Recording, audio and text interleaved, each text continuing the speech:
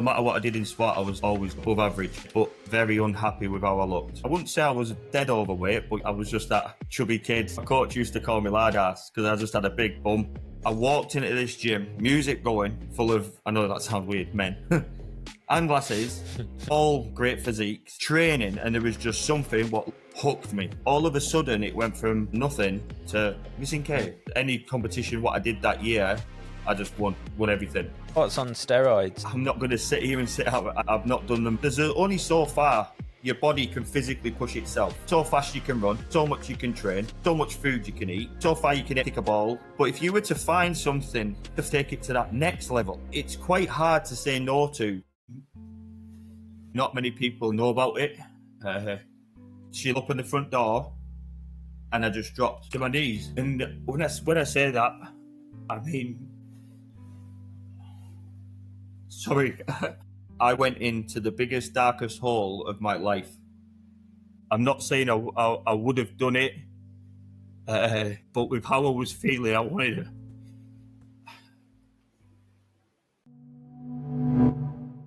Kade Kendall, welcome to the podcast. What's the journey that you've been on that's brought you to where you are today? Working class background.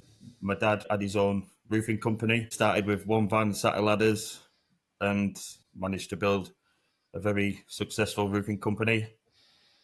Mum worked in a coffee shop and then went on to looking after disabled children in Walney School before she got ill, which I'll come to. But as for myself, I had a really good childhood. Dad was a professional rugby player. He played for Barrow and Whitehaven. They were quite big teams back then. That was in the 1990s. In that time, we were all against like Wigan, St Helens, Bradford. You had the likes of Martin Afire and some big names. So growing up, I was always, I know most kids would probably say it, but from a very early age, just looking up to your dad as a sportsman, as a businessman, and how he was as a father. Obviously, you don't start realising the important things about that till you get older, but he was a very strong figure from day one, and my mum. We had a good, solid foundation. My dad and my mum supported me at the time, and now I've got a brother. But no matter what we did, they always wanted the best for us, and they always made sure the best for whatever they could afford and whatever they could do for us, they did. My dad didn't come from a great upbringing. He sort of had to do his own thing. That's all I'll sort of say on that. It's not really for me to say. But as for myself, going through when I started getting into like school, I always knew I was a bit different. I wasn't quite as smart. I always struggled with spelling. I found out I was dyslexic. And from a very young age, I was always paranoid and, conscious about my body. Even though I was very active, my main sport was rugby, coming from a rugby background. But I got into all sorts, football, cricket, you name it, whatever sport I did, I was very good at. So if I played, I was really good. I played for the county, played for Cumbria. I was captain, won all sorts with Walney, in every age group until I got to the age of I think I was when I stopped. Played cricket, really good at cricket. Football, I was a good defender. That was about it. But yeah, I could stop people. And golf, that was a big part. But no matter what I did in sport, I was always above average. But in myself, I was not happy. I think that when you get older, that unhappiness becomes a bit more prominent. I wouldn't say I was dead overweight, but I was just that chubby kid. I love my food. I still do. I've always loved food. But, I had the little boobies and I was chubby. I was very chubby. So going through school, I was a popular kid, but just that side of me, no matter right through school, it always stayed with me. Because back then, gym wasn't really a thing. Now it's massive, no matter, there's lads getting into it and girls from a very, very young age. Back then, no one really did the gym. The diets weren't mentioned, Instagram wasn't around, Facebook and all the rest of it. So yeah, I'd say I had a very, very good upbringing, very, very good childhood. Nothing to complain about, but I was never happy in myself and my physique and my body. Going through school, I was an okay reader, but really struggled. I'm okay now, but spelling's still way off. But I think going through school and knowing I was different in that sense, when I was young and I wasn't able to know what I know now, it sort of just put a lot of doubt in my head of what I'm actually good. Because I think going back then, when you were in school, you're always made to believe you had to be smart, you had to spell, you had to be really good in your maths, your English, science. I'd say I really struggled in school, apart from like the sporting aspect. You said you were a little bit overweight. Yeah. Is that a genetic thing? Yeah, if my dad's got two brothers.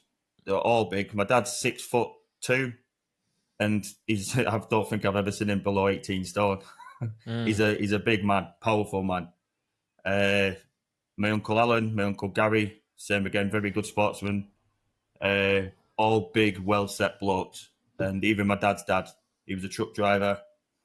And I think we make a joke of it now because obviously with my bodybuilding and what I've gone into and the nutrition side of things, I'm not going to lie. The minute I had teeth, I was eating steaks. Like that's the type of sort of. My dad's always been a meat eater. Big portions, good homely cooked meals. Even like my mum and dad going to their house for weekend to stay over. I was always fed well, and we always ate well. And like I said, from the minute I could eat teeth, no matter where I went, we knew what I was having, and it'd be a steak. It wasn't no nuggets and chips or the kids' menu. I'd have a steak. I love it. So, but then I also had a bad side when I was younger, like crisps. I had my favourites. I used to eat tubs of Philadelphia with a spoon, just tubs of it, blocks of cheese, crisps, full thick Warburton's bread, all that type. Dunking your biscuits, is what it is when you're a kid. But obviously, when you're a kid, you've got friends they just can eat what they want. Their metabolisms are through the roof. I just wasn't one of them kids. I've got one of them sort of physiques, and where you just put weight on. I looked at a chocolate bar and put weight on. So it was always that fine balance of I love food. I had a good appetite, but then I was always cautious in my head about how I looked. I was always that kid in the changing rooms, not for any other reason, but just feeling embarrassed. That I had love handles. Especially my chest was always the one for me. It looked like I had, boobs, so to speak. So it just made me very paranoid, I guess. But it was, at that age, you shouldn't be restricted in a sense. It wasn't that my parents just let me eat what I wanted.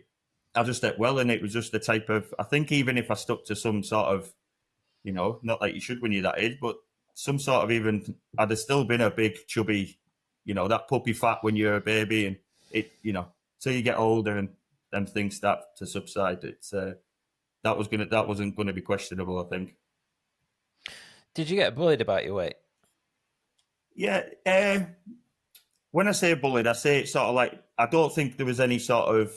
It wasn't very aggressive. Teased. Yeah, it was like. When I played rugby, it was I had the fit. I was a great fullback. I played in quite a lot of positions, but I was a great fullback, great at catching the ball. And I was good at running. I've always been quite good, like I said, physically with sport. So, but my name was Ladass. That's what even my coach used to call me Ladass because I just had a big bum and I was just a chubby kid. But then when it got to school and I got a bit older, it got a bit just the same again. Just getting into, you had we've all been there. You've got your lads at that age when you take the top off, even though they didn't train, they've got chest, they've got abs, they look lean. And then there's me, I've got, it's probably not normal at that age for them to see it like that, if that makes sense. But like I said, I wouldn't say bullying in an aggressive way, but definitely jokes, especially, comments. And it did get to me. I'd be lying if I said it didn't get to me, and it didn't upset me. There was many times when it did. But like I said, with that being said, I hung around with the popular, or so to speak. You know, it wasn't like I was like the odd dad body down the corridor, and you were getting bullied, and I was just left on my own. I had a good group of friends around me, but yeah, at that age, I think I don't know what it's like now. I think it's got better, but then I do see some of my friends' kids getting a bit stick. But back then, bullying was quite in them. You know, going back to when I was going through, bullying was very prominent. It was. I think from obviously they've tried doing all sorts to crack down, but I don't think you'll ever stop it. There'll always be that someone, the poor kid who's getting it, or the class clown who's giving it. You know. How did you think? How would you say you dealt with it? Would you just kind of like laugh it off? Back then, or would you show any discontent? Yeah, I think it'd be more hurtful, and at that age, you probably ate for comfort as well. And I'm saying this as if like I wasn't massive, like it wasn't that I was there and I couldn't do anything. Do you know? It was just I was very, not happy in myself, not happy with my body, and all the comments, all the digs, and even at that age, when you're going through school and you're 12, 13, 14, you start liking girls and and then you're the one they don't like, or because you're just like the fat little cute kid, but it. So it affected me in a lot of ways, but I don't think I would use what's discarded now as depression or anything like that. I don't think it affected me to the point where, I was that upset about it. It was causing me any mental harm. You said you did a lot of sport. Did you enjoy it? Loved it. Yeah, loved sport. Yeah, loved sport. It was always something. Like I said, it was no matter what I did. Was I good at it all around? No. When I played rugby, like I said, I was a great fullback. I was captain most of the time for every team I played for. Cumbria, Walney. So I got picked for a lot of things, and I was always like at the top end or captain. When I played cricket, I was a great bowler and batsman. They used to call me slugger. Like literally I could just launch the ball. Like, I was a powerful kid. And then going back to when I mentioned golf, which we'll go into, but from a very young age, my mum's mum and dad had a very good same childhood background with my granddad and my nana. And my granddad was always one of them. He was a real granddad. Like no matter what I wanted to do, he would spend hours and hours and hours with me, no matter what I wanted to do. But one of my favourite things to do with sport, what I did with him, was golf. So we'd have a bucket of balls. I'd have one, I think it was a 6-iron. I got a golf club. And we used to just go down the beach and he'd have me on the sand and I'd be hitting ball after ball after ball after ball. And I must have done his head in because it wasn't like half an hour. We'd be down there all day. And obviously at the time, I think it's down Sandy Gap. It's obviously not down there now where the sand dunes are. We had a pitch and putt. And I didn't just do one round. I went round and round and round. We'd take a picnic down. We'd sit in the back of the car. We'd have a picnic. And then we'd go round and round. So that was... And I got... I was good at golf. Even that was obviously when I was like, 7, 8, 9, 10... So he got me. My granddad was a good golfer. My granddad was called Johnny Kemp. He was a professional football player. He played for Leeds United. Wow. So yeah, really, really, really top end team. He was known for. I'm left footed.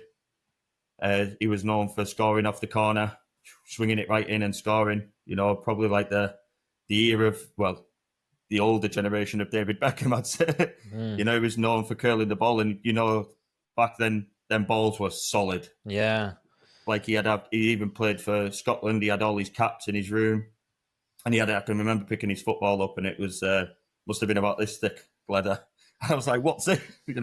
It was, and the lace on it was like shoe lace. So I'm used to head of these balls, and obviously, that's why they've all, there's a certain players from back then. Obviously, most aren't with us today, and obviously my granddad's not with us today, unfortunately. But that's why a lot of them had these. They found out that they had a lot of head injuries because of the weight of the ball. But anyway, yeah. So I just had people around me like my granddad, my dad, my parents. With no matter what I did as in sport, when I played rugby, my dad, my mum would be at every game. They'd take me to every match. I'd be up and down the coast playing. They'd be everywhere. When I got into football, so on, and same again with the golf, which I know I keep saying that, but we'll get into that bit because that was a big part. But yeah, that's where we're at. Yeah, it's so interesting when you hear that, and obviously you've got such athleticism in your family. Yeah. But then, somewhat paradoxically, you've also got like this, like the sort of discontent with weight. But I guess like having weight would also mean that you're more powerful. So yeah, it's like. Sorry, go on. No, please. Now looking back, yeah, like that's what I mean. So when I played rugby, I was powerful in rugby. Obviously, when I played football, I got put left back. I was a good defender. When I was played cricket, they put me, first in bats, and like I was powerful, good at bowling. Golf, when I got to, obviously when I was a kid, I was good. But when I got to the level what I did get to, I'd clear the driving fence 300, and it'd be still flying. 300 plus. A bad drive, I'd hit the net. But if I caught one, it's going over that net. So I was always so. Now with my mindset and what I know now, there was a lot of positives. But when you're that young and you don't know how to control this and how you should be thinking and what it is in life that you things what you actually need to be able to do things. It's just it's really what's the word? It's just unfortunate that when you're at that age, that's not being sort of taught. But I don't think it should be, because sometimes you might not be old enough to take it in and know how to process it. Do you know what I mean? Yeah, and I think whether some people will have that when they're younger in terms of not being able to switch off that negative bias. Yeah. But then there will be people that are our age that are still struggling with that negativity, probably and I'm sure we all do to a certain extent, and we'll talk about mindset, I'm sure, at some point. But being able to, as you get older, become self-aware and realize what are my strengths, and then go hard on those is the real skill, isn't it? And when you're younger, it's very hard to do that unless you have people around you that are pointing out those pluses that you have. Yeah, and someone, and highlighting the obviously your mum and dad always do that. They like I said, they're always supportive. So, but it's just like you said, it's not highlighted enough. And what about? You said your granddad was a big guy. Your dad's a big guy. Yeah. So did they have any issues with bullying at school? Did you talk to them? Did they know that you were having this trouble with body image? No. So without going into too much, but we're a local. Same again. Whoever probably listens to this, there'll be a lot of locals. But my dad was known as not a bad man, but a very hard man. Mm-hmm. When he played rugby, they used to call him the Colonel. And yeah, I'm not gonna lie. I know he's my dad and a lot, but he's a hard working. Like I said, he didn't have the best upbringing, and I'm not. I don't want to put a dark light on that side of things. I don't want to go into that, but he, when you're brought up in a certain manner and had to provide for yourself, and you've started with nothing and you've made something of yourself, I'll always say that that can't relate. That that takes some type of man to be able to do that at a very, very young age. And that's going to build sort of traits in you where you're sort of basically bulletproof. Because if you can go through sort of stuff what he did and be able to do what he did, and not only with his obviously his business, but as a father, as a husband, you know, as a professional rugby player. But then away from that, he used to obviously be, back then my mum and dad were into the bikes. I can't remember the name of them now. It wasn't Hell's Angels, but my dad had back then he was massive into his bikes. He still is now. But my dad was like the older one. I think my dad was 16 or 15 and my mum was 14 or 15, whichever way. There's 2 years difference. So I think my dad was 16, my mum was 15 when they first got together. And they're together even like now to this day. But it's a funny story. So my dad came from sort of that upbringing, whereas my mum, my granddad and my nana, they are still together, but obviously my granddad's passed. But they were very, they used to own the shop on Vickerstown, the corner shop. But it was a very, what's the word? My granddad wouldn't even swear. You know, my granddad was, you know, if there was a bit of a rude scene on a movie, like that was like no go. Like he was a very well-spoken, mannered man. So was my nana. Very respectful. He had a very a good upbringing. Obviously, like same again with my granddad. He worked in the shipyard and obviously a professional football player. So when my dad apparently first pulled up for my mum to pick her up to take her away, I forget where they went. I think he had a Triumph Boulevard, if I'm right. And they were going down somewhere down. I think it was down Newquay way. So you can imagine back then on this rackety old Triumph thing. My mum had a long coat. Back then it was all like hippie sort of. This coat, she didn't wash. She had the ripped jeans. My dad with his, and my nana and granddad didn't have a clue. My dad was coming to pick her up, and apparently my nana and granddad just stood at the front door where my mum got on the back of this bike when my dad drove all the way from North Scale to Newquay on his Triumph and just waved like this. But then, you know, they've been together ever since, and yeah. But yeah, going back to your question, my dad was a very he's a tough old bloke. And even my dad's dad, they're all known. Like obviously the Kendall brothers, my dad, his dad, they're all known for being hard rugby players, hard working class, and solid men. Yeah, good men. Would you say you had a strict upbringing?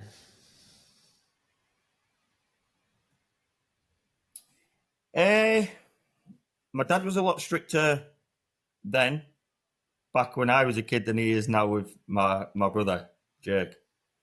He's got older, he's got a lot softer. He's got a lot. Back then, obviously, you know, I'm 38, 39 this year, so it's mad because I always relate to my dad when I was looking up to him. I can always remember him. Do you know when people used to say to you when he kid, "Oh, how old's your dad and how old's your mum?" I don't know why, but used to always remember him at like his 30s. Never really remembered my dad in his 20s. I think I did as well, yeah. Oh, my dad's 32. Oh, my dad's 34. Now I'm like, oh my God, I'm like 38. So going back when he was in his 30s, like obviously he was younger than I am now, that's when he was Dave Kendall. That's when he was the rugby player at Kendall Brothers Roofing Company. But that's when he was, you know, and he still is, but that's when I think if you were wrong, you'd know that you've done something wrong.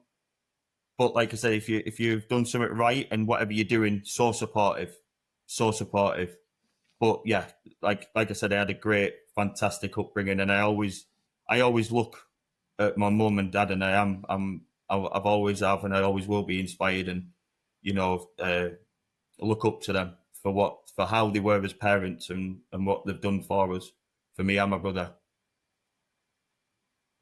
What's your missus called?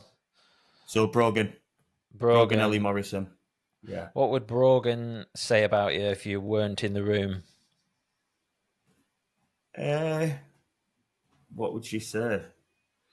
I would like to think she would say, I'm a love of her life. And Tick. yeah, and I'm very hardworking, and she's very proud of me. That's how I could probably sum it up in a shorter way. When did you start working? So, so this is where you'll get the full sort of story of where I started. This is probably where it all started coming together. So I left school in the back end of the second to last year, and I missed the full last year. And the reason being is I got into golf, joined Furness Golf Club. And within the first year of playing, I went from you start off as obviously as a 36 handicap golfer. So that's basically how many shots you're allowed over the course par, to score level par. And within the first year, I went from a 36 handicap to 12, which was, pretty good. It was amazing. Yeah, I literally won. I think there might have been. I think I might be wrong, but I think I won virtually every single competition on that golf course and other ones. So on presentation night, you had all these trophies, and as they call it, and the winner of it was just Kade Kendall, Kade Kendall, Kade Kendall, Kade Kendall, and so on. And I even got player and golfer of the year. So that was the first year, and then the second year, I went from a 12 handicap to 6, and then the third year, I finished my golfing. When I stopped golfing, I finished. I think I was at 2.6 handicap.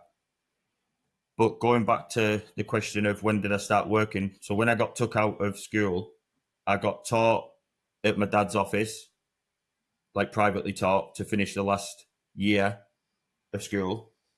And I started working at the driving range, at the driving range on. Did you get private tuition just because you were doing your golfing? Is that why? Yeah, so my dad took me out because I was so he had a lot of people at the time saying, "Oh my God, Dave, he's really, really good. Like, he could be this, he could be that. If he put this much time into this and so on." And because of my background with school and how I was relating with school, and I just had no interest in school because of the things I said. I found it very hard to concentrate. The things what we learned in school, I couldn't take in. I wasn't, and I think that's then made me not interested in school. Then obviously the bullying and little bits like that. So when I got as good as I did, I think that there was something happened in school, and it was like there was one or two teachers, I won't mention any names, but they took a bit of a disliking to me. And one of the times, it's like stuff like petty stuff, like, "Kendall, tuck your shirt in."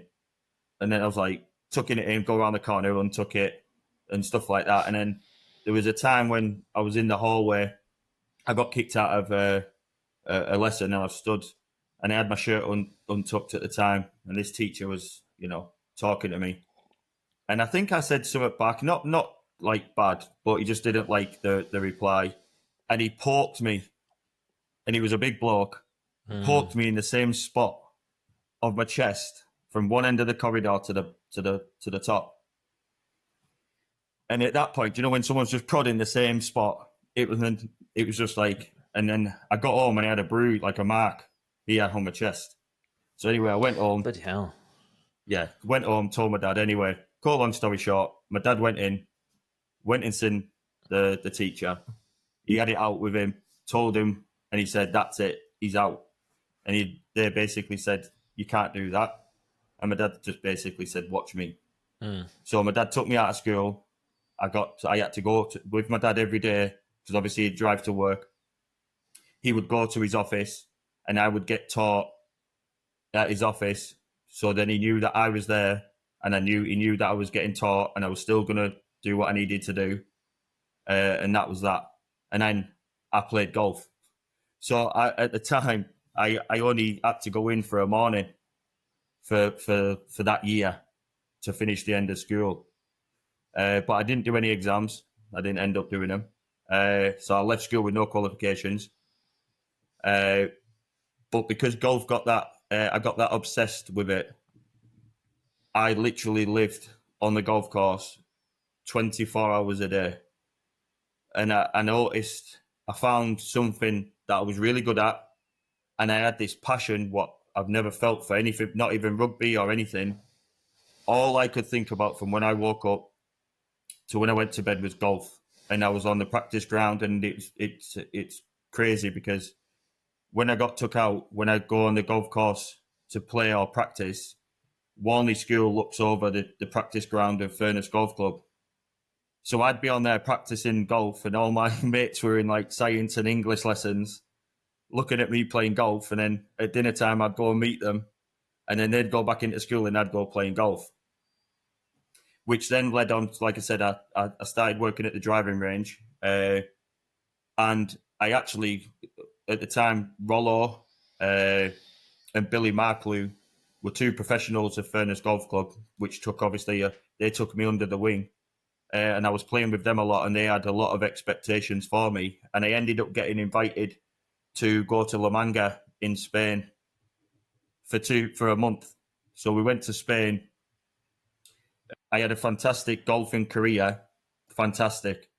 But it's a bit of a shame. Like, I love Walney and I love Barrow as a whole, but sometimes you just don't realize, as much as we've got so much talent in the area, whether it's football, rugby, in all aspects of sport, we've got some fantastic top athletes and sports people. But because we're such a secluded area, as for training facilities, what's out there and what's, from anything to do with sport, we had sort of like the least of everything, don't we? And we probably still do in some way, shape or form, as in facilities and things like that. So when you go out of Barrow and you go further afield, when I went to Spain, so round here I was getting classed as, oh my God, he's going to do this, he's this, he's that, he could win this, he could turn pro at golf, X, Y, and Z. I get on this plane, does a 4-hour flight or whatever it is to Spain, and then I'm there, and it was La Manga is a complex, so it's 3 full-size golf courses. It's got indoor, outdoor tennis courts, indoor, outdoor football pitches. It's basically a retreat for sportsmen. And at the time, Peter Schmeichel was over there. There was some famous football team there. There was some PGA golfers out there where they would go. That's where they would go for like their off season and spend it. It was just a massive training facility for all sports, basically. So I'm at the time, I think at this point I was 15, 16. And next minute I'm stood on a tee. And at the time I was off 2.6, playing off 2.6, thinking, obviously I've had people saying how good I am. So you're in this sort of bubble of how good you are. And then next minute I'm stood on the tee, and there's kids, 9, 10, 11, 12, going through private tuition, going through what's the word? You've got all linked up to private colleges, golfing colleges, and they're all off -4, -5, and they are whipping the ball past me. And I'm like, what the hell? I'm like, is this even for real? Like, I went from being sort of the top boy, and everyone's talking about, even though there was some people better than me, like Rob Spence, Clarkey, John Clark at the time, they roll off +1, -2. But going from being like here, being spoke about, to then feeling like I was like nothing. Like, and I mean, like, to the level of golf, do you know, like when you watch golf on TV and they're 180 yards out when they're putting it to like this close and making it look so easy. It was like someone just came along, especially with how young I am, and not having the mindset like I do now. So it was, the only way I can explain it is just someone came along and went pop. And I don't know what happened. So going from someone who was like lived and breathed it, I even camped on there sometimes in the summer, going from someone who did it every single day, put so much time and effort, and my dad putting so much money into it, and having all these goals and dreams with it, to then, and obviously working at the driving range, to then getting on a plane, spending 1 month in another country playing, to then come back and just something happened where I don't know if it was a mixture of things. I think it was one, having then that self-doubt of what's actually out there, and that's how good you've got to be. And in at that age, I was like, oh my God, well, I'm 16, they're 10 or 12. I'm way off here. Like, why has everyone been saying this to me? Like, I'm miles off, because I'm not even off scratch yet. So I was still off like 2.6 or 2.7, whatever it was. And then obviously when I came back, like I said, it must have been when I was like 15, 16. So my friend at the time, and still is, he passed his driving test. And I can always remember, and obviously taking in mind that I used to practice every single day from morning till night. He picked me up. Kade, I've passed my test. Do you want picking up? I was like, oh my God, like my mate's passed the driving test. So I went out in his car one night, and then obviously then it went to 2 nights, 3 nights, and then practice went from every day to 6 days to 4 to 3 to 2 to none. And it was more of the time of the overlap of him passing his test, then me passing my test, and at the time Hollywood Car Park, as it's known for, back then was like, it was like Fast and the Furious. That's how you seen it. It was like, but you know, all your little Fiestas and Peugeots, and you know, yeah. But it was like all new to the scene. It was like something new. It was like, you know, you're driving a car, like, you know, or my mate's driving a car, then you're out in your car and you think you're cool and all that malarkey. But then that overlap then with being able to get out around town. Because I used to always hang around with the older people, even if like 1 or 2 years older than me, if not older. So then they would start going, oh, are you coming out this weekend? And I'd be like, well, do you think I'd get in? So then I obviously did get in at a young age.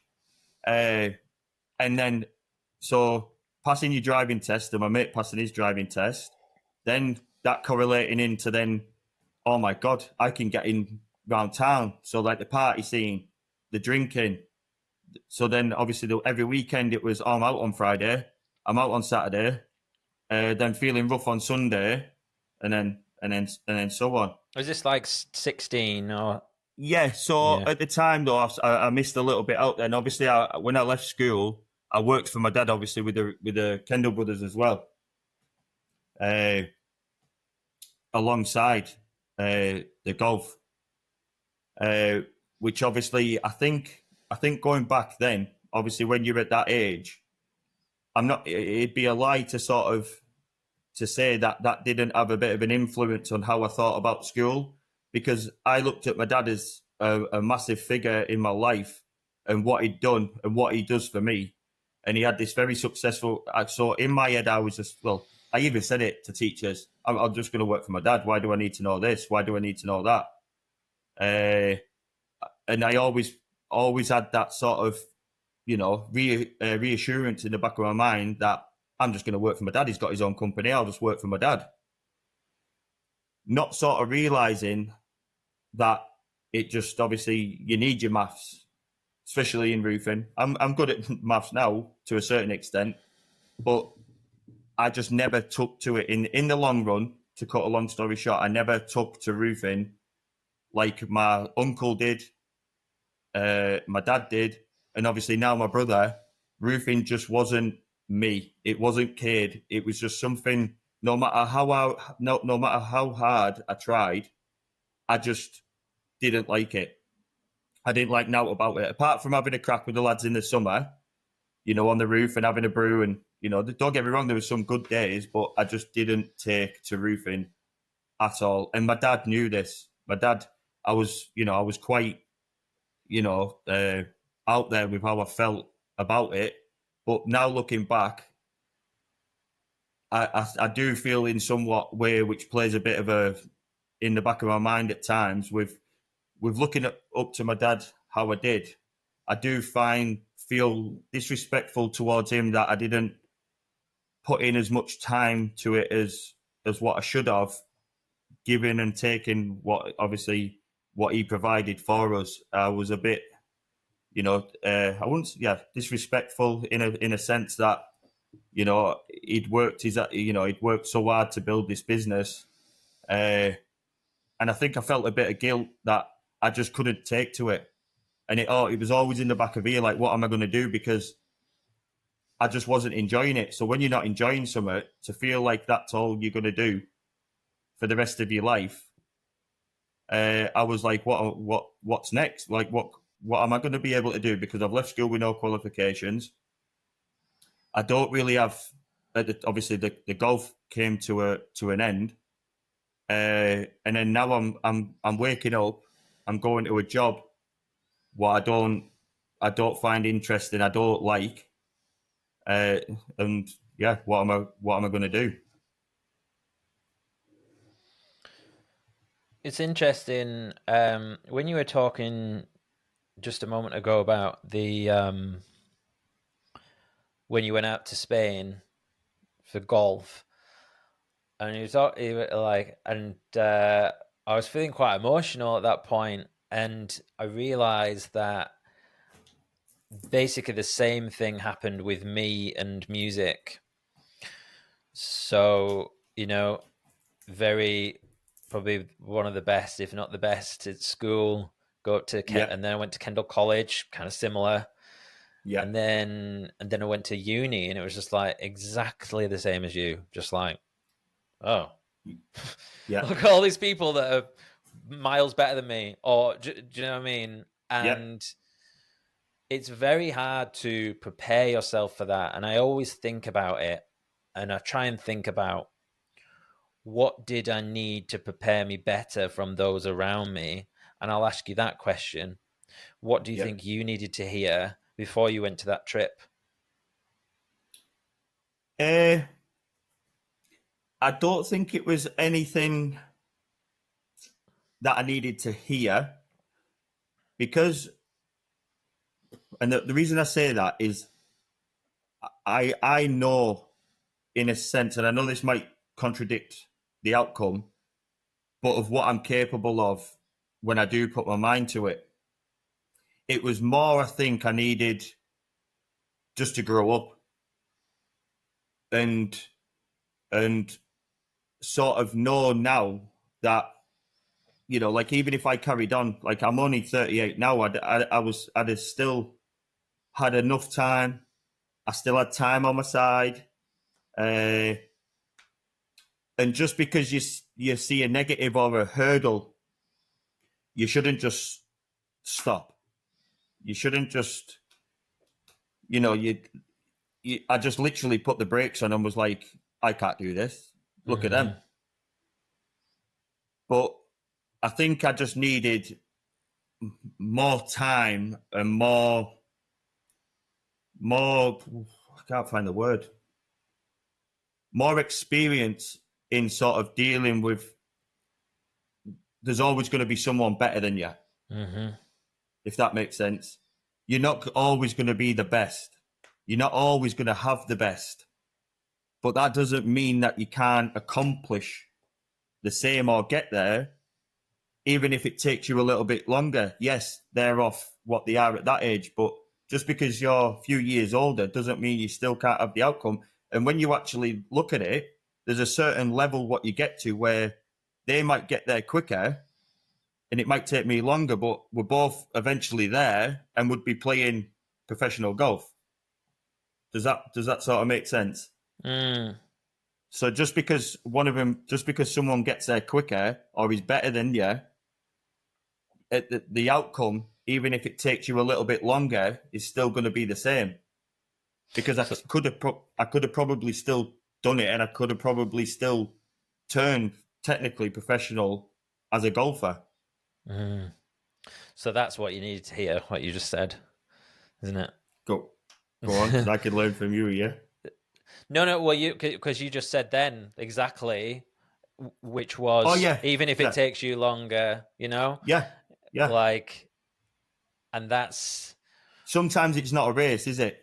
It's not who gets there quicker. It's not, sometimes, And with time becomes maturity. You get the maturity of myself as a person and as a sportsman and as a golfer would have matured over time.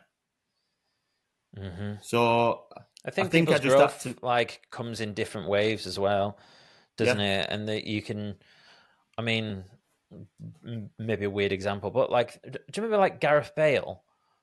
Like everyone Gareth thought he Bale. was shit, and they had this record Tottenham, didn't they? When like they're like every time he played, they lost or something, or they'd never won with him, and then all of a sudden it becomes like, did he get the Ballon d'Or? Like one of the best players in the world. All of a sudden at this point in his career, and I guess what I'm saying is like you don't know when those huge phases of growth are going to come.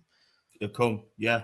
And you don't know what's around the corner. Mm-hmm. You know, like that's what I mean. Looking back now, my mindset was like, I don't even know how you could. Like, I was thinking, oh my god, I'm 20 in 4 years. I was like fast forwarding time in my head. What literally convinced me that I didn't have enough time to be able to achieve what I needed to achieve, and convince myself that I didn't have the time. You know, but now looking back, I had loads of time. It's mad. It's mad how old you feel at that age.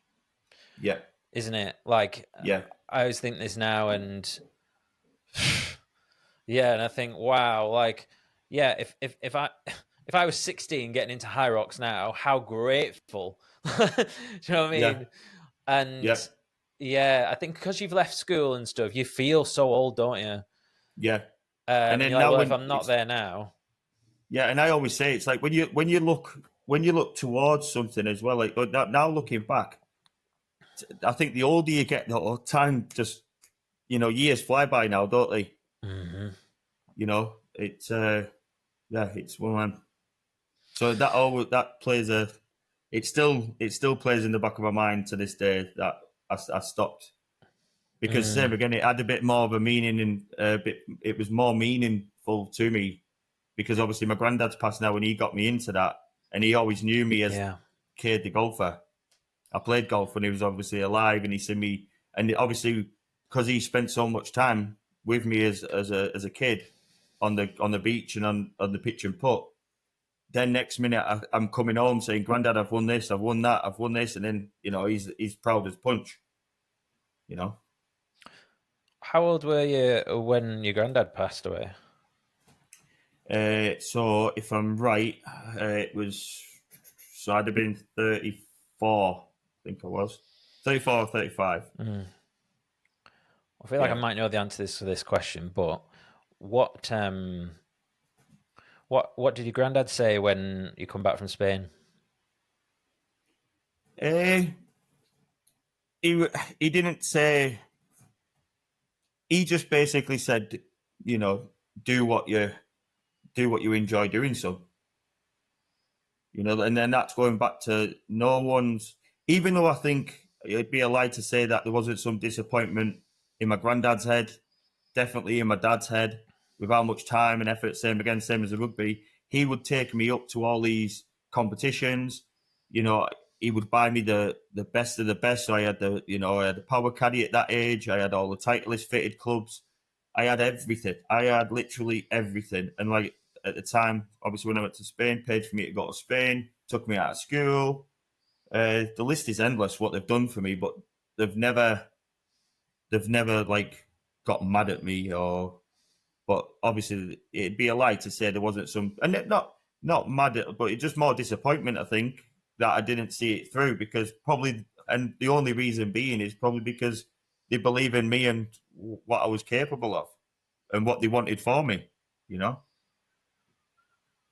And would you say that because of that standard being raised, you just stopped enjoying playing golf? Yeah, like literally, honestly, it was as simple as that. Like literally, I got on that plane, came home, and it was like fast forward every day to 6 to 4 to 3 to 2 to 1, done, stopped. Next minute, I'm selling my golf clubs, and they've all gone. Everything, and I didn't have nothing left. Sold it all, and I think I bought, some headlights for my car and a CD player and some speakers, some subwoofers, and pointless things, stupid things what had no sort of a relevance to my future, to anything. Just literally that sort of seeing what I seen, and at that age of cars, drinking, girls, the crossover, boom, gone. Yeah. Well, it's feels like a quicker way to get like dopamine and status at that age. You know what I mean? Like rather than exactly. like, okay, so I could play golf for another like 10 years and maybe not make it. Yeah. Or I could do my car up. Yeah. And exactly back then when I was playing, it was funny because, same again, not in a nasty way, but what you're doing playing golf? Golf's boring. Golf's this, golf's that.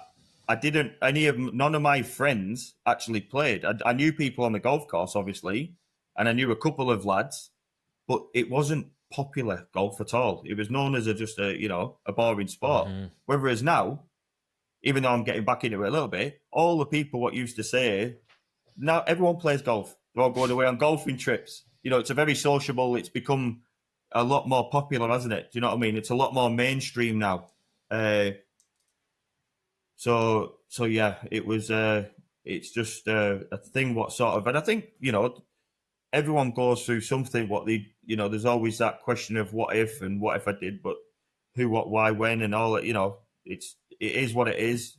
But I'm a big believer in things happen for a reason, and obviously it led on to other things and where I'm at now, and so I do believe, I just, as much as it as a bad part in my head because of my granddad and my dad, and of the time and effort they put in it with me, things like I said, things have a purpose, and things sort of lead on to other things, don't they? So it's obviously happened for a reason. That's what I try and tell myself, to obviously, deal with the thought of letting anyone down, so to speak, with it. Yeah, I feel that that disappointment, and like you say, but at the same time you go, well, that's life and things happen for a reason. If this didn't happen, then I wouldn't have done this and I wouldn't have got into the gym or whatever. Yeah. And I think that's the only way that you can look at it.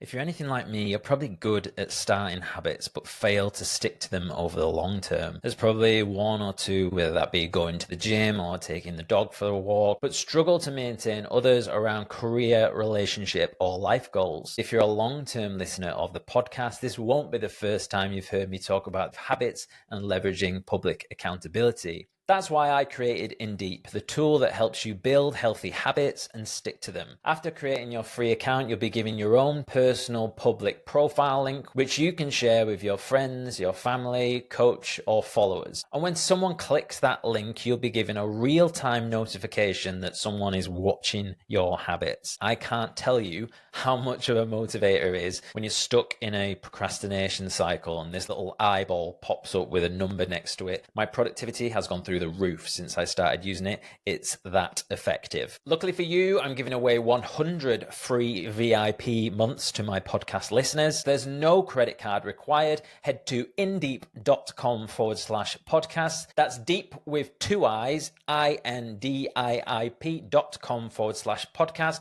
or follow the links in the episode description below. Let's start crushing our habits today. I'm going to presume at some point you go into the gym after this. Yeah, so same again. Obviously, I just mentioned about obviously the cars and then going out around town. So yeah, the best way sort of for me to go down the road. So yeah, it basically still at this point, still very unhappy with how I look.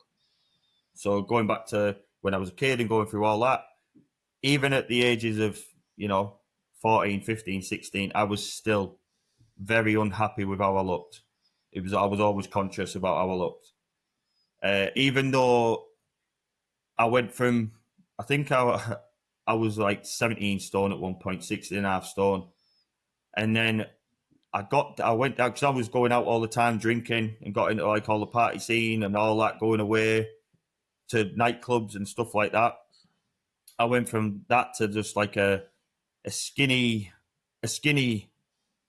sort of not in shape kid at Skinny like fat. skinny fat, yeah. Kid like at like 13 and a half stone, I think I was. 13 stone, which for me it says 17 years old, something like that. I looked like that, but like skinny fat, which wasn't a good look. And obviously, like I said, so, but then at the time, I think it was one of my friends who I played rugby with. He was massively into the gym at the time. Good physique, you know, how I sort of wanted to look. And I think we just got talking, and then he was just like, "Why don't you come at the gym with me?" So at the time was Flex Appeal, you know, the legendary Flex Appeal owned by Stan Dewhurst, very respectful man, did a fantastic job with Flex Appeal. So I went into Flex for the first time with him and trained, and there was just something. I can't even explain it. There was just something. Do you know, like when I said about golf, and I thought that was gone. So if you can imagine, like disheartened, feeling like I've let go of something what I love to do, and that's gone, and I've had my bubble popped. And the same way I felt about the work, it's like, what am I going to do now? I'm not golfing anymore. What am I going to do? I walked into this gym. I said Flex Appeal on Hartington Street. Music going, and I just walked into this room full of, I know that sounds weird, men and glasses, but just all great physiques, training, and there was just something what literally hooked me. And I was like, whoa, what is this? Like, it was just a different world. I didn't hang around with anyone like that. I didn't know of gyms like that. You know, the music was pumping, and obviously at the time I was into my dance music and all that type of thing. And I walk in and I've got the music blaring, I've got people in shape, and there was just something about it what hooked me from day dot. And then especially obviously I started training, obviously first day in the gym, you know, I didn't really know what I was doing. I go in, you do your bench press, you're doing arms, you do all chest and arms every single time you go in there. But then with the same effect that golf had, it went to the extreme. The minute I was like obsessed about it, reading about it, watching it wherever I could, waking up thinking about it, then obviously you're asking questions. Oh, what do you do for this? How do you train that? What's your training split? What do you guys eat? And the list goes on. And next minute I'm buying protein. I'm buying the magazines off the shelf. And it was just the biggest obsession. And even far beyond golf, like you can imagine, I was obsessed. And yeah, so obviously I started training. And then to cut a long story short, must have been, because at that age you're very responsive, you're becoming an adult. Started eating, obviously not what I would know now, but protein shakes. I was eating tuna, chicken. And all of a sudden, even just in such a short period of time, I seen my physique changing. And I was just like getting up, and I was like, like how you see, like getting a shower and giving it this. And I just got obsessed. But then I was obsessed. Gains. Yeah, exactly. So it was like I was getting hooked from all different angles. So at first I got hooked with the environment. Then I got hooked with the training. Like I like training because obviously my sporting background, it was challenging. It was tough. It was getting a sweat on. It was hard. It was, something that I could push myself, and there was no limit, because then the next week you would go up a couple of kilograms more reps and so on. And then it was the diet side of things that I got obsessed, with that. and then the physique started to change. Then it was that. So all these things, I was just getting so mesmerized with the whole concept, which you can obviously train, but bodybuilding at the time, which obviously then I learned, obviously, that then, what it would be, what I would get into would be a bodybuilder. But yeah, going back to my physique, and then what I noticed it, and then people would be like, "What's Kate doing? He looks, he looks good. He looks, yeah. Oh yeah, he started the gym and da da da da." And then I was going out around town, and it was like all of a sudden, and I'm not that sort of, I don't have that, but from being that kid what didn't really get any attention, and being the lad who got picked on, all of a sudden it went from nothing to, have you seen Kade? Have you seen Kade? Okay, and even like girls, and I'll be open, like just getting more attention. Like it went from nothing from school, the odd little bits, and going through your teens, but nothing like what it went to. And it was like, have you seen Kade? He's looking well. Da da da da. Oh my God, he's this, he's that, da da da. And it was just like something did a U-turn. It was just as quick as my golf went. It's like how I thought about myself went like that. Boom. And it was just like I have found. It's given me a purpose. It give me sort of, I won't say names. I don't like to call it that, but yeah, you can almost, yeah, it is, because that's where people you can say that. I think you can say that. It gave me a name, and I think that, and I don't mean that. I don't want people to take that as I don't mean that in a big-headed way. It gave me a purpose, and it gave me something that people could relate me to. I wasn't just this kid anymore. It was just like, have you seen Kade? Like, da-da-da-da-da-da-da-da-da. I suppose it was like a bit a path to gain status, which was laid out in front of you, with like the people around you, and you see, okay, that all right, so that guy's lifting that, and he's been doing it for 2 years. So if I just do that, then I can get like that, and it's all laid out in front of you. It's linear, and it's kind of like there's a roadmap here, and you get that kind of. I guess you get the pump on, so you get a preview, and you go, all right, if I just keep training, I'll look like that.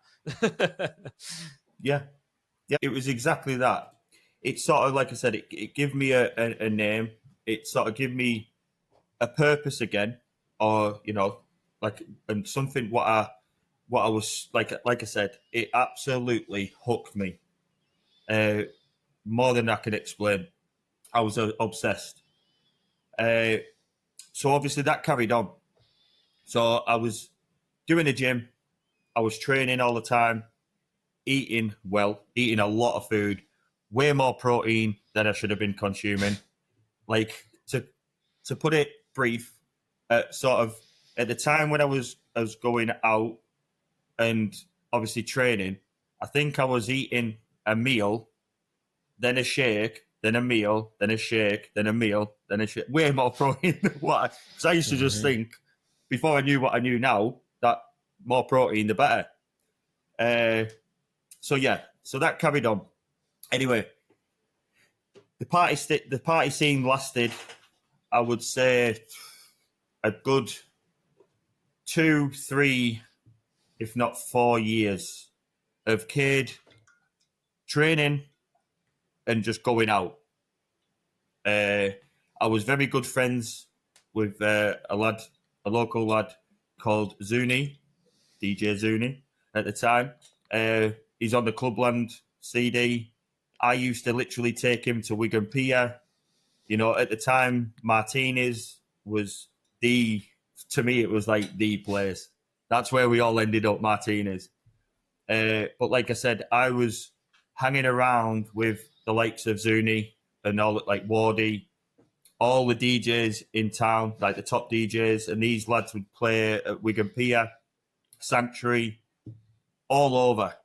And I would literally take them to say Zuni was booked in at Wigan Pier. I'd pick him up, would drive to Wigan Pier, he'd do his set, and we'd come back, and then our night got signed, and he'd do his set in Martinez, and so on.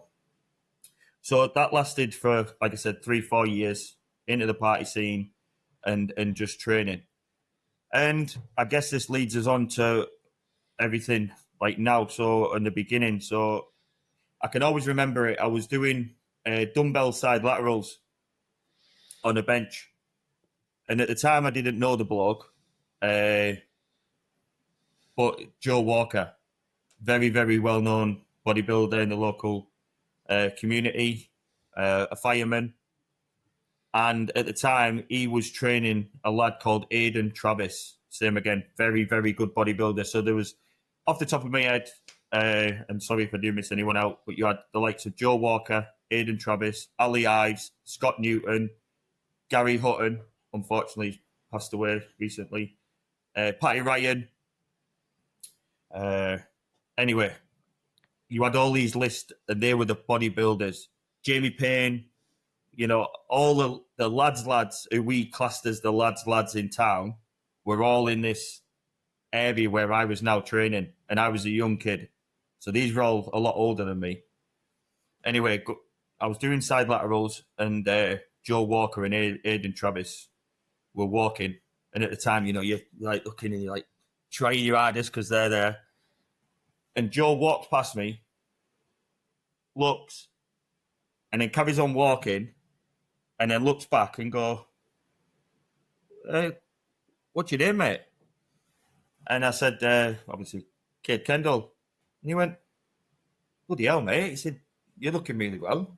He said, and it's the same as most bodybuilders start their stories the same. Everyone comes out with the same sort of line. Have you ever thought about competing? And I was like, what? Competing for what? And he was like, bodybuilding. And I was like, and at the time, Flex Appeal had big, massive posters of like professional bodybuilders. But back then, it was like the old school stuff in all the like lycra. Do you know, like the stripy stuff with hardly like nothing covering the nipples and stuff what I wouldn't be in. And I was like, and veins everywhere, and they looked like cartoon characters. But then you also had all like the normal size pictures of like Patty Ryan, Scott Newton, Joe Walker, Aidan Travis, all competing, and shows have won.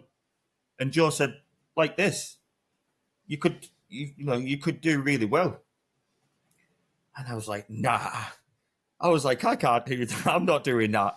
Because taking in mind, when I was at school, I was always the unconfident, shy.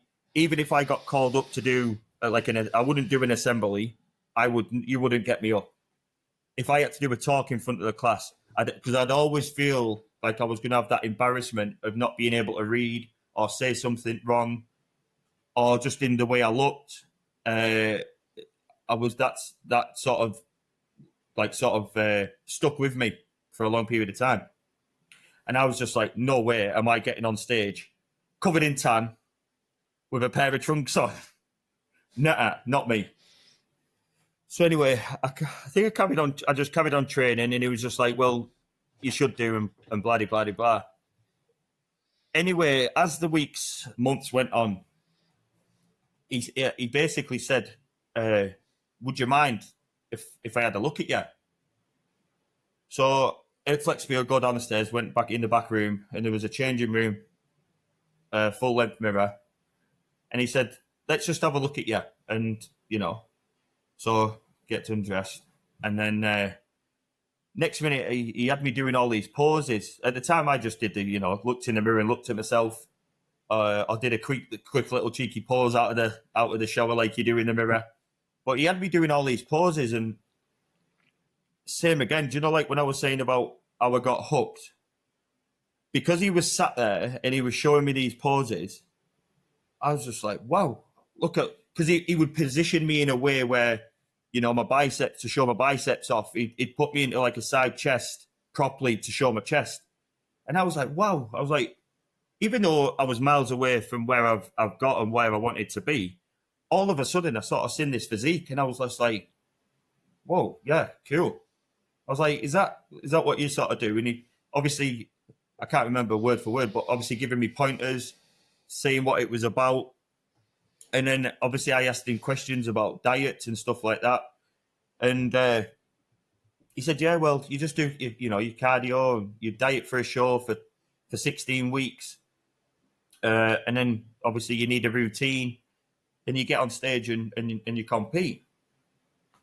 So I don't think I made a decision at the time, but me being me, because then I got obsessed with it again, and I liked what that part of it when he was going through the poses with me.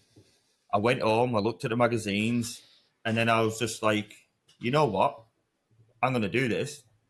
I'm going to compete. And this is where you'll find now, like, if I get something in my head and it hooks me, I'm all in. And there isn't like dipping your toe in. It's like all or nothing. That's how I've always been. So ended up having a chat with him. I was like, right. And luckily enough, obviously, Joe, if you can imagine, Joe was a well-known bodybuilder. He's very, very, probably one of the most educated people you could talk to in the local area regarding training, nutrition, supplementation, everything in regards to the body, and even like to how digestion and stuff like that. And back then, if you can understand, like, that wasn't really a thing. Like, there's a lot of people out there doing that now, and the coaches, and it's very easy to just go on Instagram now. We didn't have any of that. So coming across Joe at a very young age, he took me under his wing, and I started learning things from him, what basically priceless. He lives up at near Ulfa, and so he was like, right, come to this address. We'll have a look at you. You can train with me, and you can come a couple of nights a week, and I'll diet you for your show, free of charge. All that, I was like, right. And because obviously I looked up to him as this older bloke, I was like starstruck that he wanted to help me. So I goes up to his, and next minute I go into his, and the way I can explain it, if anyone's ever been to Joe's, and there's a lot of people in the local area who have been, at the time it's changed now, but he had a garage, and it had a cable crossover. He had single pieces of virtually everything, and it was just like a dungeon, underground in his house, the most rawest and pure home gym you could imagine. And it just had something about it. And we would go in there, and the music would be on, and we had some brutal sessions, brutal. But at that age, when he was first getting me into it, I went up and we trained, and then he had a look at me, and that just became the norm. Everything then started to disappear.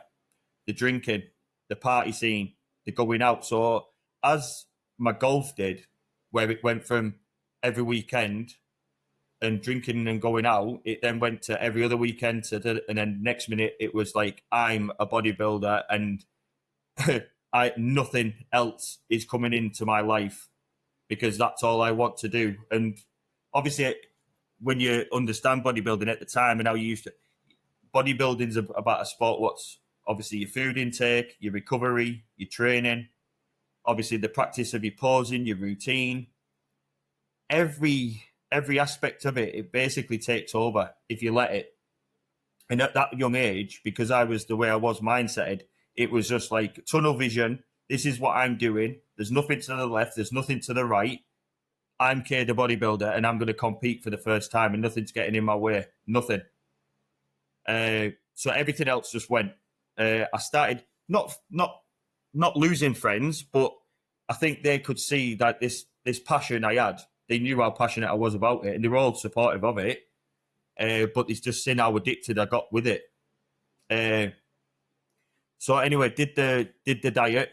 Obviously, at that age, your body's not mature enough. So I've dieted really hard. Like, I can honestly say, hand on heart, to this day, no matter what diet I've done, I've never ever cheated. Never even had a biscuit off plan. If when Joe gave me that diet plan, whatever was on that diet sheet for 16 weeks, that's what I ate. And not a gram over, not a gram under. That's what I ate, and that's what I drank, and that's what I trained. That was it. And I was religious, and then especially with my training. And then, so the first year, I've made a note here. So yeah, I was I got into it. So the first year I competed because obviously at this point now I'm 24, going into like 24. So I've missed the juniors, so I can't be a junior no more. I can't be in under 23s, so I've missed them 2 years. So now I'm going straight basically into I couldn't do juniors, but I did the under 23s, which is obviously it's not juniors, but it's just a little step up before going into a novice class. So I competed, did well, didn't win by all means, but we brought a good physique, especially at that young age. And I just got hooked. Like my first show was obviously at Coronation Hall in Ulverston, the show what Joe actually ran. And I think I did one or two more, and I can't remember. One was a UK BFF one, and there was another one what I did. But I did okay. Anyway, it's same as my golf. And all the bits what I've said about training, the diet.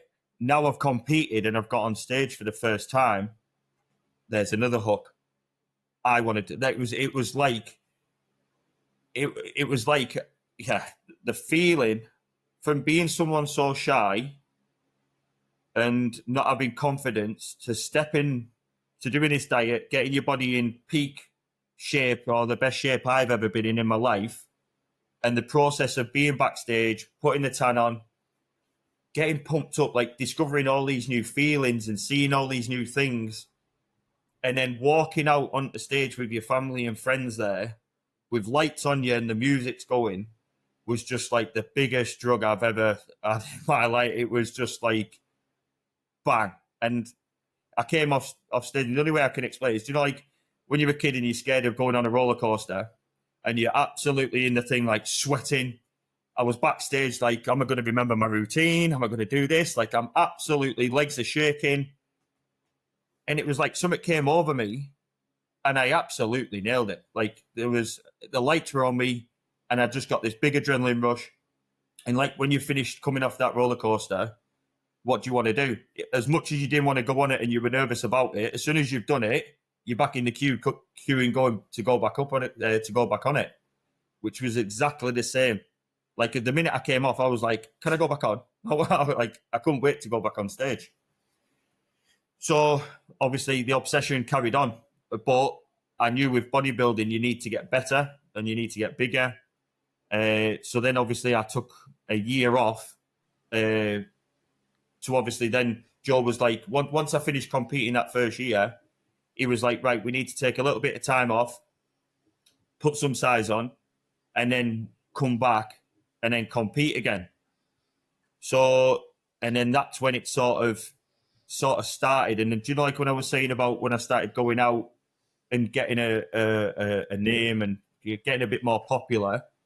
So the first year I competed, it was just like, oh yeah, Kade's doing a show. But then obviously when people seen me on stage, they were like, oh my God, he could be like really good. Like he's got a good physique, just like him with a bit more size and so on. Next minute, I do this off season and obviously get into the bodybuilding side of things with Joe. And then when I stepped up into the novice, I had to go from obviously under 23s to novice, which is like basically like an open men's category. I stepped on stage, and even though I didn't win again, I brought a physique what people could then say, this guy's going to be good. And I could feel it. I could feel the energy change, how people perceived me, the messages I was getting, people what were talking to me, athletes what were talking to me backstage, people in the gym, like the older lot who I used to look up to, were then saying, oh my God, Kade, you look this, you look that, you could win this show, da-da-da-da-da. So I comes off the first year I competed as a novice. I think I came 4th or 6th, I think I was, at the NABA Northwest.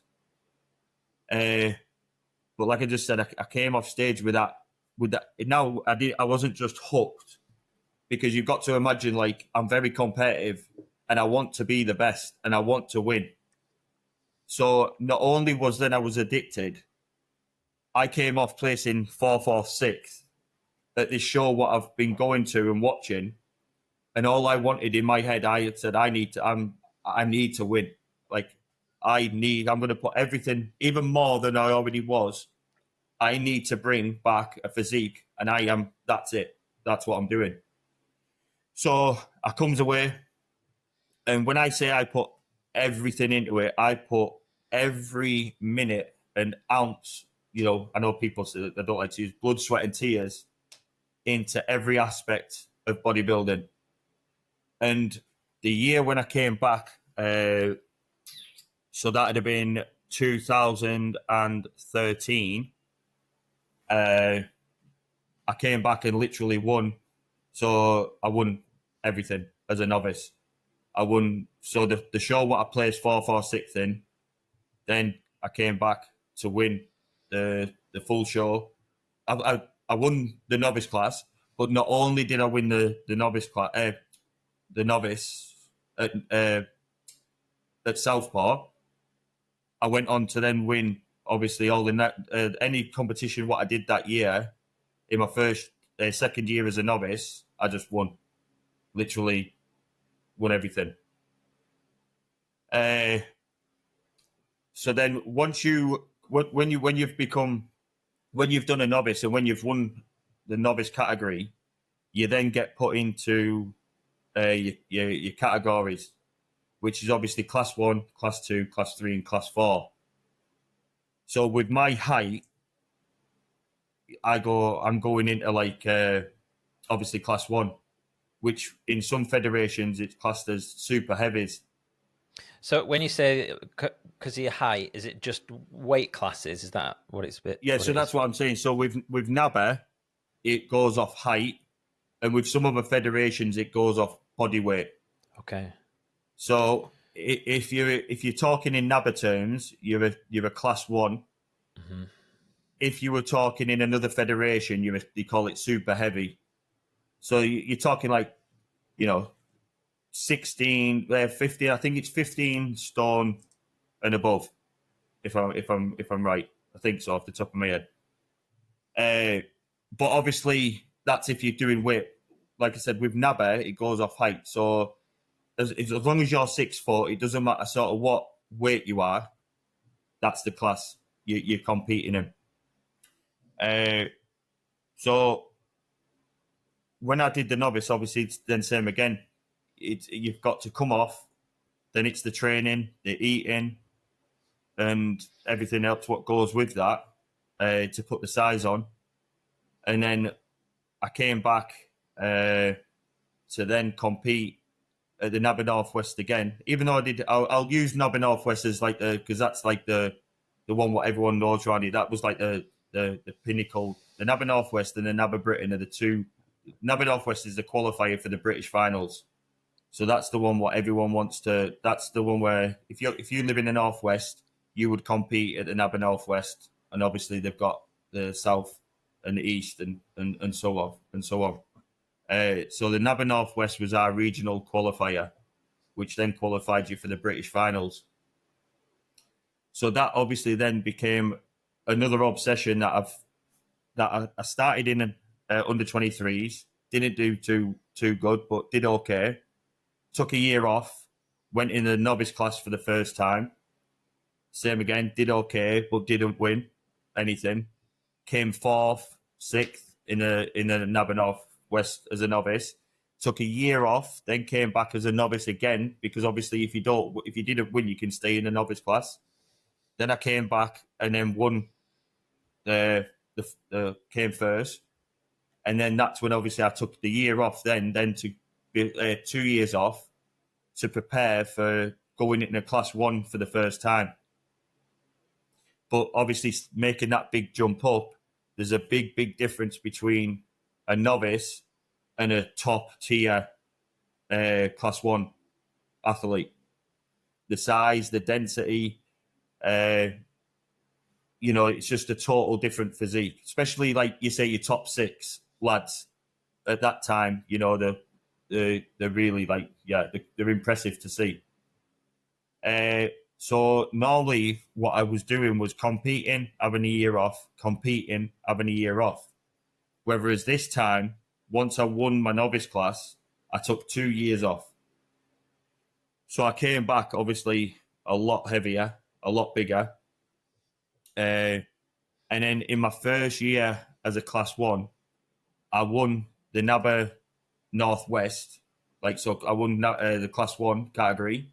But not only did I win class 1, I went on to win the full show, which was at that time, if I'm still right, and I believe that I was one of the youngest class 1 athletes to win class 1 and then the full NABA Northwest. And at that time, even though it's becoming more popular now, at that time it was like a really, really big show to win. That was like one of the biggest qualifiers of the year was the NABA Northwest. And I won the class and I won the overall show. When you say the overall show, so is that just made up of all the different classes? Yeah, so you've got everyone who competes on that day. So you've got, you know, your men's, at the time they want men's physique, but you've got your over 40s, over 45s, I think at the time over 50s. But then it's mainly your classes. So you've got class 1, class 2, class 3, and class 4. So obviously, you know what I mean? So class 1 and in an age bracket. Yeah, not so much in an age bracket. Yeah. So your class 1 and class 2, class 3, and class 4 goes off your height. So right. Obviously your class 1 are your really tall lads, and then you go to class 4, class 3, class 1, class 2, class 3, class 4. Mm-hmm. Obviously, as the classes technically go up, the height of the men or the athletes they get shorter, if that makes sense. Yeah. So it's not a weight category, it's height. Yeah. So your class 1 being the tallest and class 4 being the smallest. But as you know, as a bodybuilder, sometimes that doesn't work in your favor just because you're bigger than the smaller one, because what happens is your ratios of your body become greater. So you've got longer legs as a class 1 athlete, you've got longer arms, you've got longer torso, and basically you've just got a much bigger frame and skeleton frame of muscle to try and fill out to give it sort of that pop and 3D look. Whereas, you know, we've all seen them in the gym. Sometimes the shorter men or shorter athletes, they have that real compact, like you're almost like little, you know, T-Rex arms, you know, we used to call them, you know, very small joints, very just packed full of muscle. So, you know, just off the top of my head, you know, someone, if I put say 6 pound, if it's say a shorter guy put 6 pound of muscle on his physique, I would need to put 10 or 12 on to have that sort of same effect on the physique. Do you know what I mean? Got it. So what the scoring is essentially like contrast and depth. Yeah, so basically when they're judging a bodybuilding show, it's condition, size, symmetry, and presentation.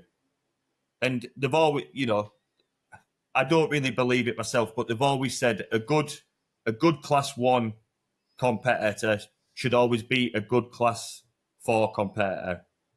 But I sometimes argue the toss because, you know, there's some amazing, you know, when you're basically as a bodybuilder getting on stage and asking anywhere between 6 to 10 judges, look at me, look at my physique, and judge me. You're asking 6 to 10 people to basically judge you.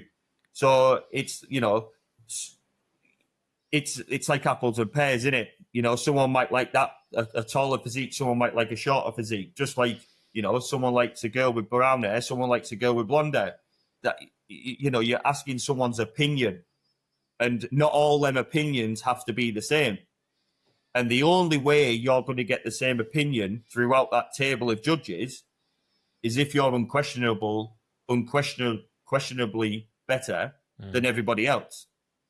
Otherwise, you've got a decision. What if class 1's good and class 4's good, or class 3, however you want to compare it? Who's going to win? It's like a juggling act, isn't it? Because that judge might score you high, the next one might score you bad or mark you down.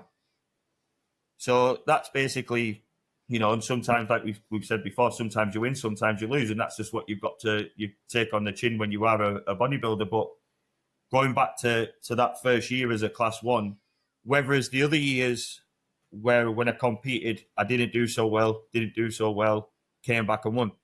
I basically, from that time when I won the novice, I got the traction, and then I won when I had the 2 years off and I came back and competed in class 1.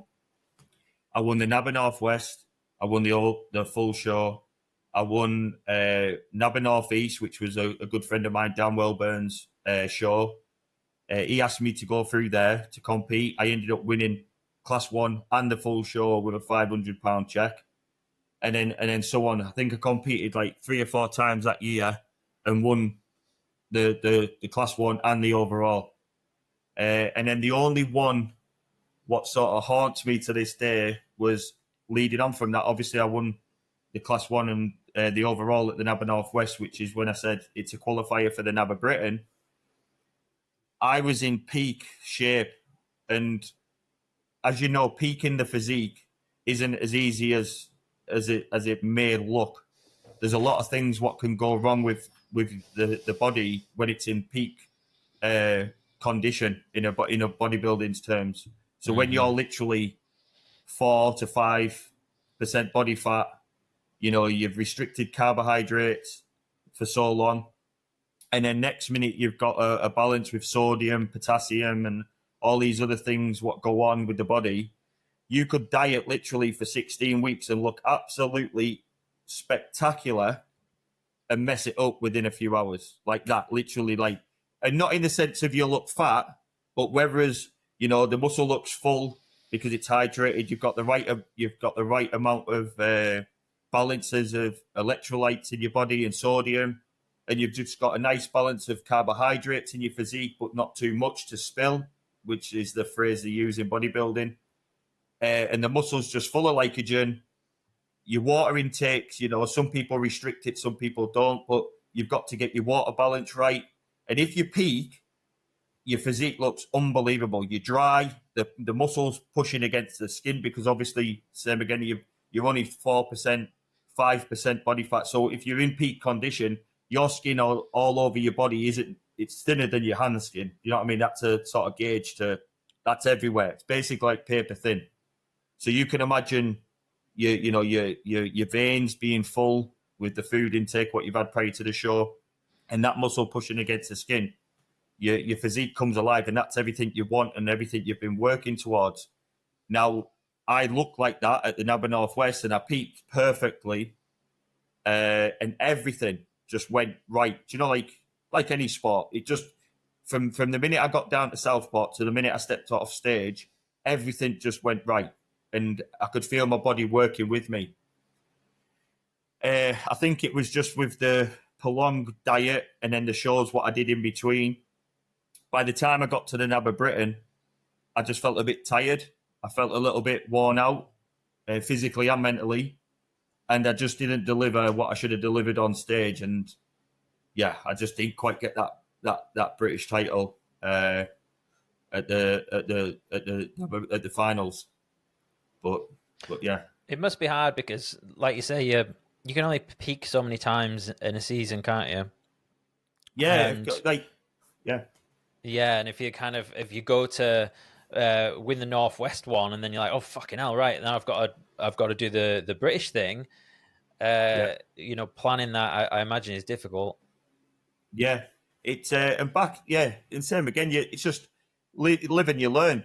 It's the way. Then obviously you're best off structuring things. Like sometimes I do with clients now but then you've just got to watch as well because you're running the risk of maybe not getting the placing you would like. So technically, you want to be sort of good, but not good enough where your physique's absolutely peaked and you've got to hold it. So say 90 to 95% at the Northwest and then peak for the Britain. Whereas if I was a little bit different because, like I said, mentally, I can put myself into places where most can't, physically and mentally. Especially on a diet. Like if you told me to eat anything, if you told me to eat, that's what I'm doing. Whereas if at that point, when you've done the qualifying, you've dieted for 16 weeks, and then you've got to hold that condition for another 3 to 4 weeks to the finals, that might seem like a short period of time. But no matter what diet you've done, no matter what coach you've got, no matter how much money you're paying for a coach, that feeling of when you're 4%, 5% body fat and having to do your day-to-day job, if you've got kids, if you've got a missus, the training, the cardio, the preparation, the practice of your routine, I thrived off it. I enjoyed it, but I've seen so many people crumble because it's just, you're basically having to perform in a state where your body is just like, even though it's finely tuned and it looks fantastic, it's depleted, it's hungry, it's tired, and you sometimes, you're feeling weak, and you get sort of almost jelly-legged when you sit down, and then just getting up's like an effort. It's basically trying to, but the same again. That's like in any sport. You've got to sometimes. It's the ones what can perform in that sort of, in that time frame where you separate your first, second, third, and fourth. What are your thoughts on steroids? Steroids, so same again. I don't have. Well, I'm not going to sit here and sit out. I've not done them myself because obviously that's part and parcel of why we're doing this. And I said I'd be an open book, and if I can, this podcast, some bits people might, if anyone can take anything from it or learn from it, or it can teach them or motivate them or help them in any way, that's what it's for. So back then, back when I was obviously kid, still young-minded, didn't know really much about things, just listened to what was being thrown around the gym, so to speak.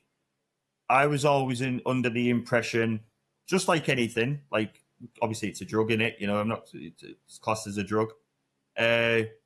Within moderation, or if you did it properly, there would be no side effects or no sort of negative outcomes, so to speak. Whereas that couldn't be sort of further away from the truth. One thing I will say is, like, obviously from my background, do I agree with it in all sports? No, definitely not. But I think the public and people need to be aware, and trust me, this isn't me trying to stick up for it by no way, shape or form, but it is in every single sport you can think of. And the bit what's more frustrating for, say, someone like myself or a bodybuilder is we sign up. Obviously, you've got bodybuilding, as in the side what I've done, where there's athletes what are enhanced, or you've got natural bodybuilding. So you can sign up to whichever road you want to go down. So that there's no disadvantage from this side. Yeah. So, but whereas if you're a cyclist, a swimmer, a runner, and you're doping, you're taking it, and there's obviously a disadvantage to the other field or the people you're up against. No, I don't agree with it, as in that sense. But it's just, there's people probably watching this and thinking, oh my God, but you've just got to understand, like, at that time as well, you're making a decision on yourself, but it's just unfortunate that the word steroids is classed towards a bodybuilder. And I get it, because obviously bodybuilders do use them, but like I said, look how many people have been caught, through cyclists to swimmers to runners. I know there's golfers, there's tennis players, there's look at we all know it's where it all originally came from was obviously baseball and American rugby, American football. That's where it originally started.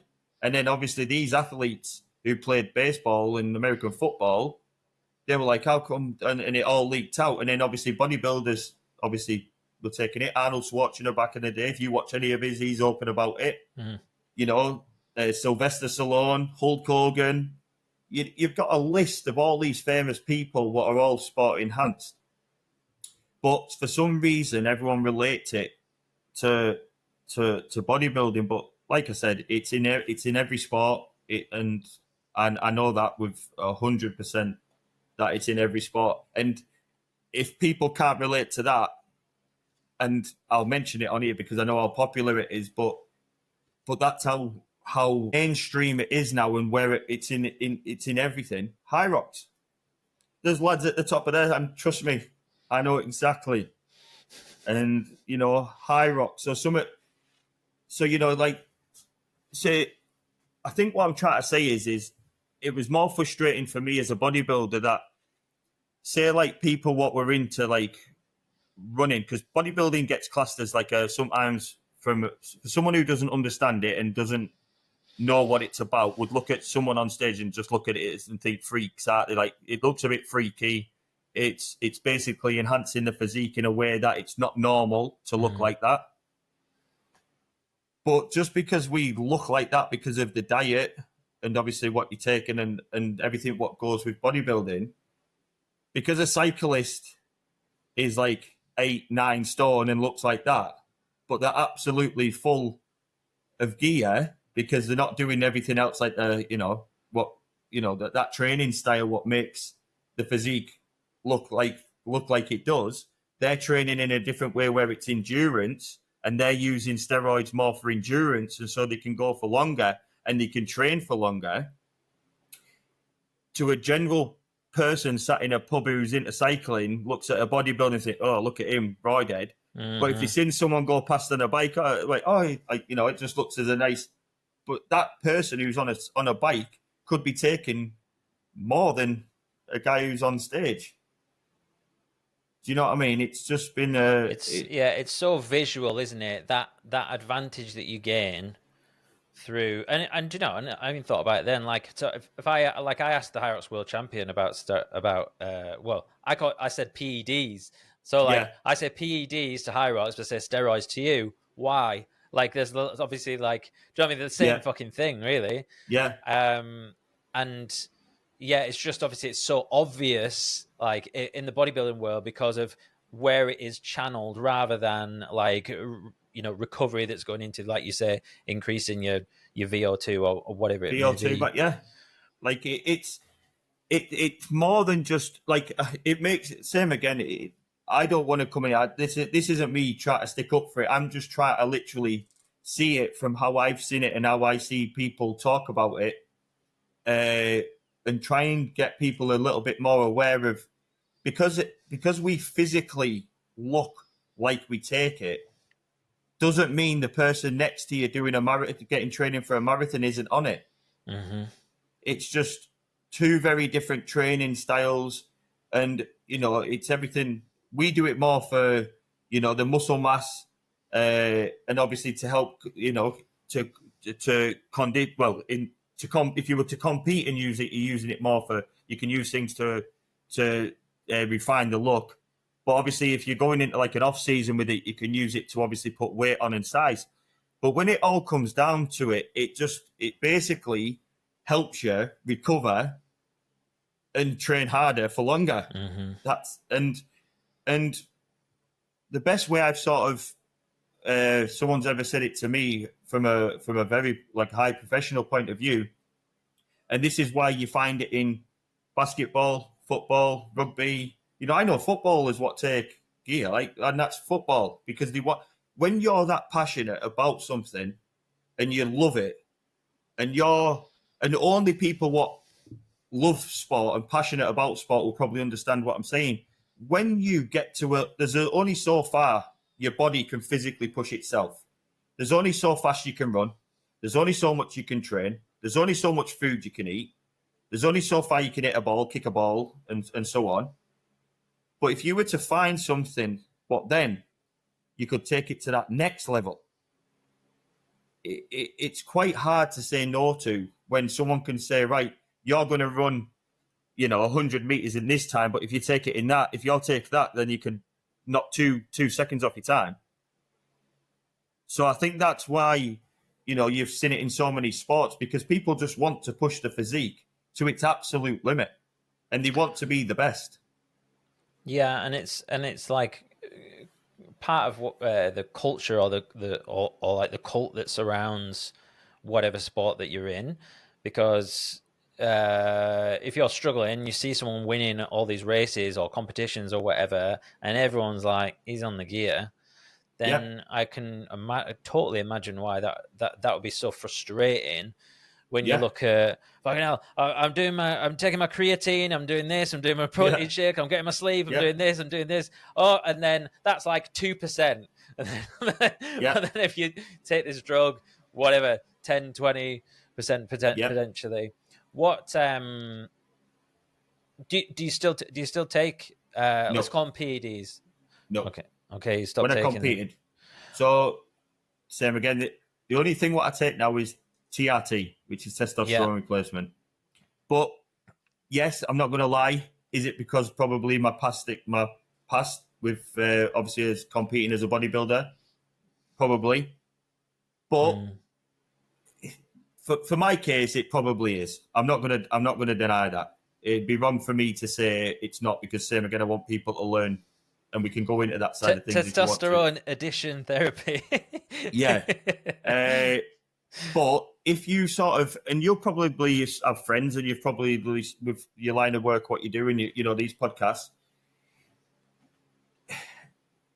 for many of years now, I think the word, depression, and don't get me wrong, there's a lot of people what are out there, and I'm not going to take it away, that aren't depressed. But when you're speaking to an older man, and I've done it recently now in the gym, and no one who takes, these are just normal blokes, and a lot of males for years, as soon as they start getting into like the 30s, 40s, 50s, feel this dip, feel this mood drop, less self-confident or motivated. I've always said, like, go and get your testosterone levels tested. Not telling them to go on gear, but before you think, if you're feeling that way, get a blood test done. Get a blood test done and just see where you're at. And if you notice now, there's more and more TRT clinics, and people going on TRT, because the obviously it's been well known for many of years. But if you go on Instagram now, you can, I've got friends where you can you have a blood test done, and they'll put you on a prescribed testosterone replacement, because as we get older as men, our natural testosterone levels drop. That's just a natural thing what occurs in the body.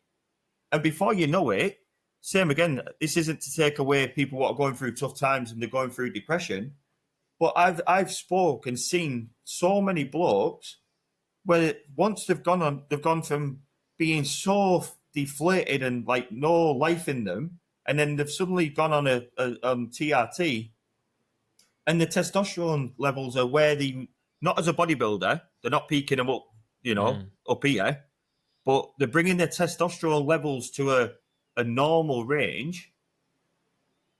They feel great. They've got the libido back, they've got the drive back, the training again. They've got interest in things again. So yeah, it's. I think it's an important conversation to have, because it is a little bit of a like elephant in the room, and people don't like talking about it that much. But I think to have a healthy society, we need to be open about all of these things. And like regards to I track my testosterone, and it is hard to increase your testosterone through natural means. Like, it takes a lot of effort. People will say, "Oh, eat more red meat, eat eggs, take X, Y, and Z, have some zinc." The list can go on, but exactly, and it's so true though with like men and like happiness. Like, it is so closely tied to testosterone. I have this like little theory around, with this, they say we get man flu. Yeah. So my thoughts are around man flu is because we're so reliant on testosterone to like feel happy and stuff, because when you're Yeah. ill, that tanks, doesn't it? Yeah. Whereas if a Yeah. woman gets really ill, because she's not as reliant on her testosterone, then they can deal with it a bit better. That's Yeah. that's like something I always think. Like I think like there's something real about this like man flu. Either that or we are just fucking soft. Yeah. Yeah. um, No, but I get it. So, and I don't want to hover on this point for too long, but would you mind? Yeah. Because I'm fascinated by it. I don't know what Yeah. all these drugs are, like Anabar, all these things. Like, what are the things that like are kicking around in the industry? What are the things that people should be? Because obviously, there's going to be people listening to this that are getting into bodybuilding. How can we have a sensible conversation around it that can be helpful for people and not dangerous? I'll give you my opinion from my experience. Because obviously we can't recommend anything to anyone. This is not health advice, but No, we're having a discussion. No. Yeah, it's just simply a discussion, and from my past experience. So, if anyone was to come up to me now and they were adamant, and if you are under the age of, definitely under the age of 21, if not 23, my biggest advice would be to absolutely stay away. And it's mainly from a hormonal point of view, just because your body is growing so much on its own. If you get the right structure and the right diet, the right training, obviously creatine is one of the most trialed and tested supplements out there. If you have the right guidance, let's say, for instance, you start training when you're 15 or 14, you have got so much natural testosterone and growth hormone running through your body, what's far superior than anything you can buy in a bottle. And obviously, your body's producing its own natural source. You can't get a more purified source of it. Then stick with make sure your diet's in place, make sure the training's in place, like you said, make sure you're training hard and so on. But don't even think about going anywhere near something what's going to enhance or have a detrimental effect on your not only your body, but further down the line, physically, mentally, hormonally, what's going to affect you down the line, basically. And I say that because you start putting, if you think your body's producing it anyway, so if you start putting a synthetic testosterone or especially test in your body and it's getting 200 300 micrograms above, and next week your testosterone's absolutely off the scale. When you come off that, your body's going to get used to sort of dealing with it's going to be like your body's basically thinking, oh god, where's this coming from? And it's having to learn how to deal with this sort of extra income of testosterone, which then can have a negative effect on your estrogen levels and so on. And next minute your testosterone's absolutely sky high, and then you're coming off. Your sex drive's going to go boom. Further down the line, it can affect you having kids and so on, like your reproduction system, your testicles and your sperm count. And obviously, if you can produce sperm or live sperm. So it can have a massive, massive effect. If someone was obviously at that age, 23 and above, you are your own person. So if someone came up to me and said, no, I'm doing it, and I'm doing it no matter what, whether you tell me or not, I'd always try and advise them the right way, if there is a right way, but the most safest way, rather than letting someone go and read something on the internet and then end up absolutely messing themselves up. Do you know what I mean? Yeah, I appreciate that, and it's a difficult topic, isn't it? Because like we said, you don't ever recommend anyone taking anything, but if they are going to do it, you want to give them some guidance. The more frustrating bit, probably what I see, is lads taking it just to go on holiday. There's lads taking it just to go to Ibiza for 4 days. You know, they're taking Anavar, they're taking testosterone. So obviously testosterone is obviously testosterone. So that obviously creates more testosterone in the body. It's more for putting size on and so on. You can get different types of testosterone. Obviously, one what can hold a little bit more water, and obviously you'd use in an off-season setting to put size on. But there is sort of ones what can create a harder look to the physique. But what you find most common lads taking before they go on holiday, which it really is a bit more of a female sort of steroid, is Anavar. But then the one what runs alongside that normally, which is mind-blowing that they're taking it, is Trenbolone. So Trenbolone is a very, very toxic and dangerous drug. But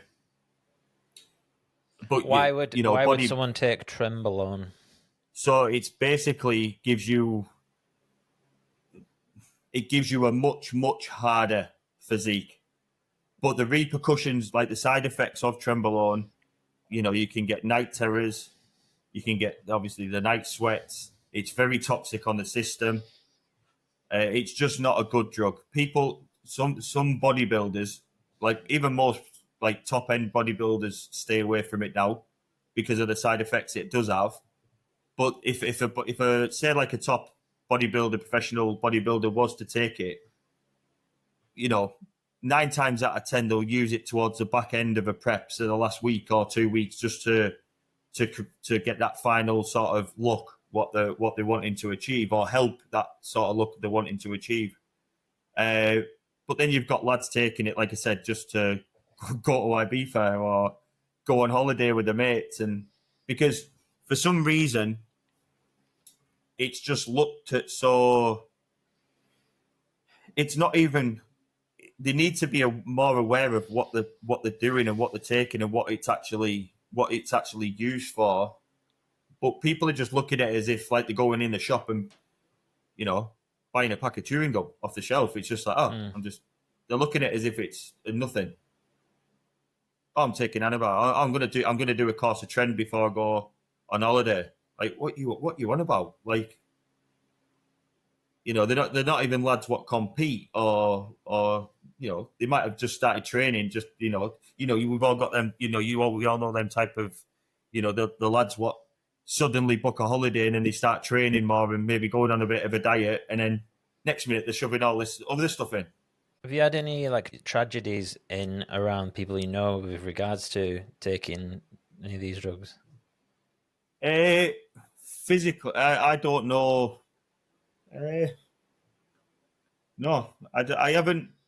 Well, there's been like it's a hard one to answer because there's things what happen. Whereas, was it because of that? Mm-hmm. Is it because of that? Because it's a bit like, how do I explain it? So it's like, do you know like the word void rage and things like that? Don't get me wrong. If your testosterone is through the roof, testosterone can make you aggressive. Like that's how we are as a male, innit? You know, that's, you know, your testosterone. But I believe that where that comes more from, like the anger side of it, is when you're dating for a show, and you know you're on such little carbohydrates, you're tired, you're hungry. Any normal person, when they're tired and hungry, they get irritable, don't they? They get narky. So it's just more enhanced that, especially when you're taking it down to like single figures body fat percentages. And I used to always relate to, like, you know, if people who I know who, if they've got a partner, couples argue all the time. It's a natural thing. You know, so it might be a small argument. It might be something like a petty fallout. It might be an absolute major blowout of an argument. But when someone's, oh, it's because you're taking that. It's because you're taking that. Well, sometimes them arguments happen anyway.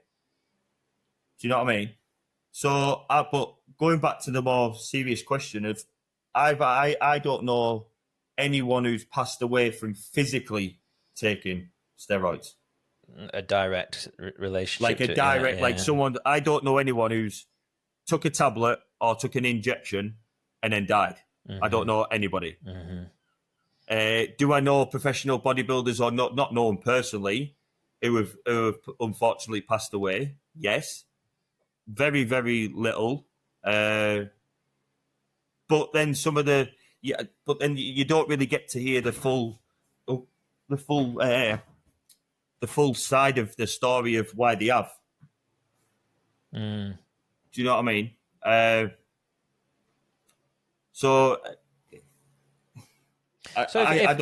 If someone's listening now and they're let's say they've been dabbling with a bit of TRT, yeah, and they're like, yeah, I'm going to get myself on a course of tren. Yeah, what would you say to them? No chance. Don't do it. Don't do it. Not because they're going to die. Just because it's absolutely pointless. It's absolutely pointless. Why would you want to put a synthetic steroid in your body for what? For what outcome? Because the results don't last. The results don't stay. So then you run the risk of messing yourself up, coming across side effects, or then, if someone's got an addictive personality and they like how they feel off it, then you're going to keep going wanting more and more and more and more. And it's like that effect on like anything, isn't it? Like if you look at, it's like, what I'm trying to say is just like, do you know, like stuff like lip fillers, Botox now, boob implants, bum implants, tattoos. Steroids are very similar in the sense of you always want more. So someone gets, a little bit, and it looks okay for, oh my God, and then because then you get used to it, then you want more for the same sort of impact it had on you. So same as steroids, when you have it, you like that feeling, you like the way you look, you like the way you feel, you like how you feel when you're training. And then you come off it, and then you go back to, and then you want more, and then you want more, but then you'll find yourself having to have more. You know what I mean? Yeah. So it's like any addiction, really, isn't it? Like you get like a certain baseline, and then you kind of wanting to always keep going with it. Yeah. I mean, even just the gym in general is like that, isn't it?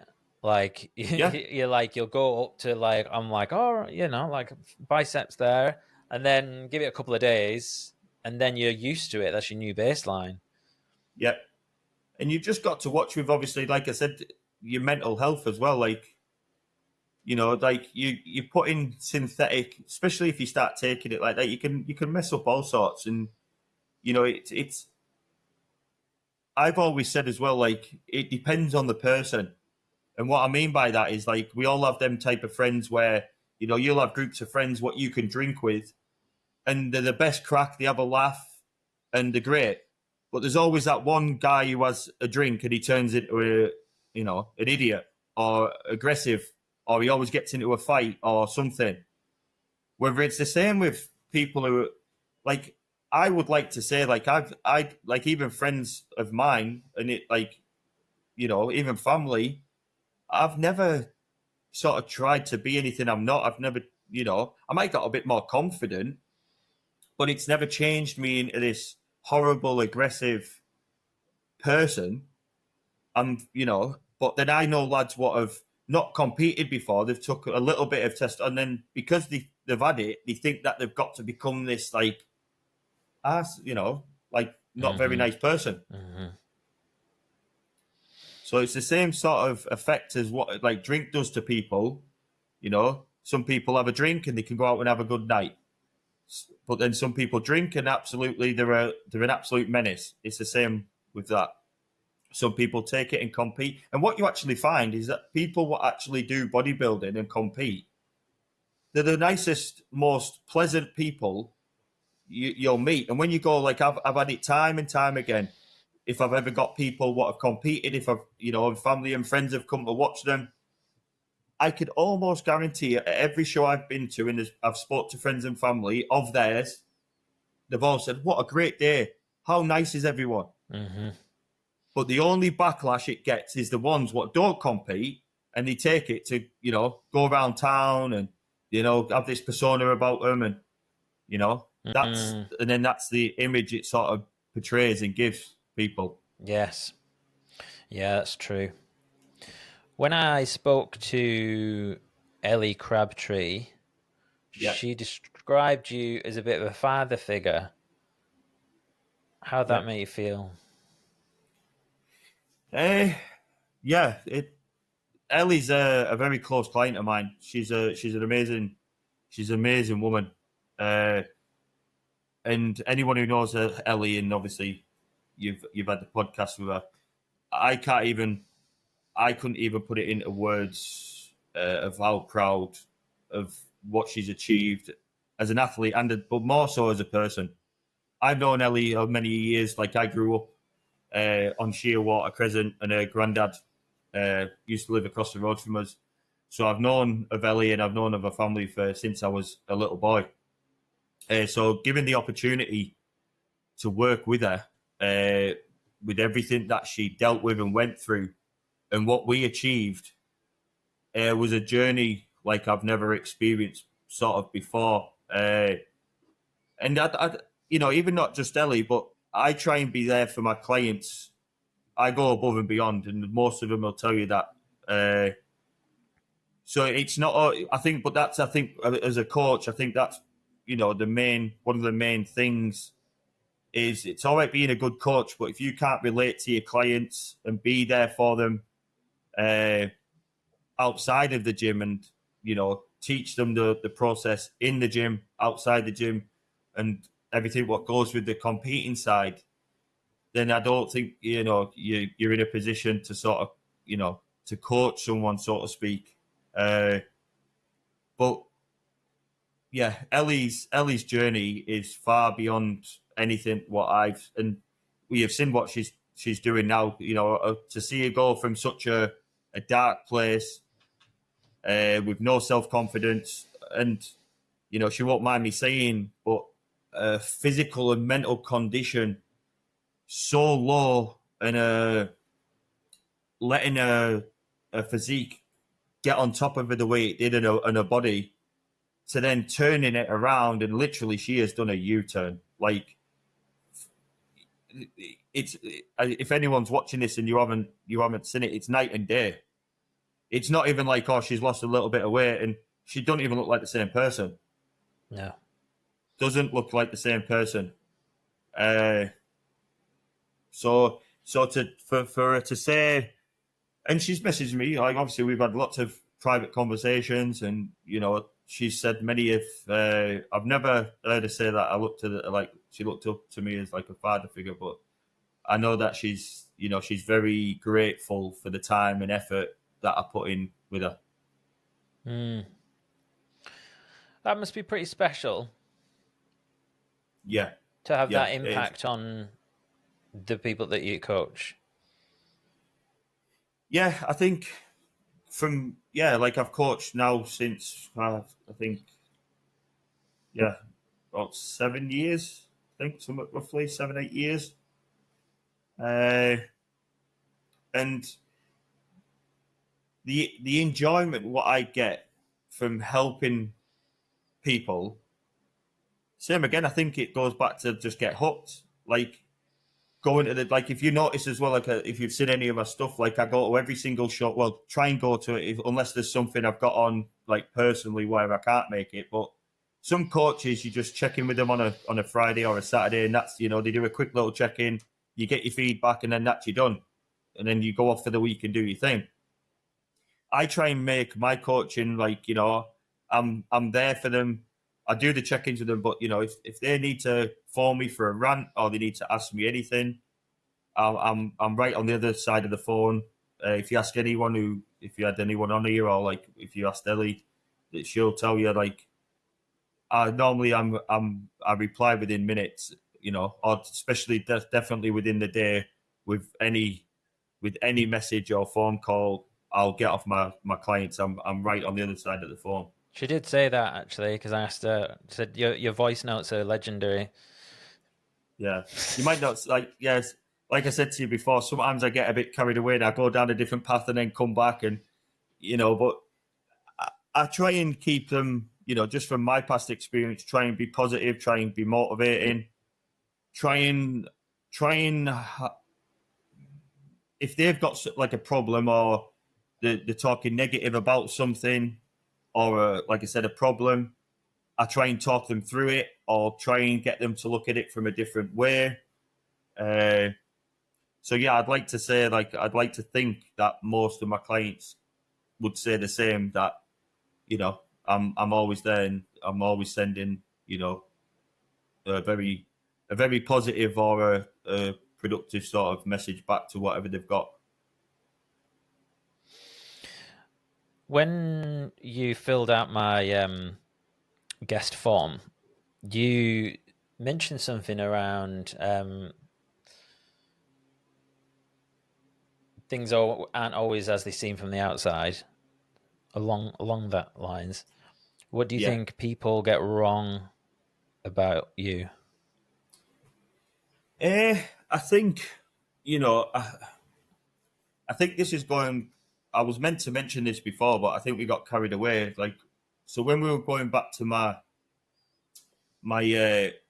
competing, as you noticed, when I'm trying to explain things, obviously that's a long time ago. In my head, that's a long time ago. So to try and remember, a lot of people, when I see people on podcasts, they'll know what shows they've done, the dates, and everything else. I struggle with stuff like that because that's, that's why I've written a couple of notes. Mm-hmm. That's just who I am. I can't change that. That's, like I said, I've made some notes just to try and make sure that I was somewhere here.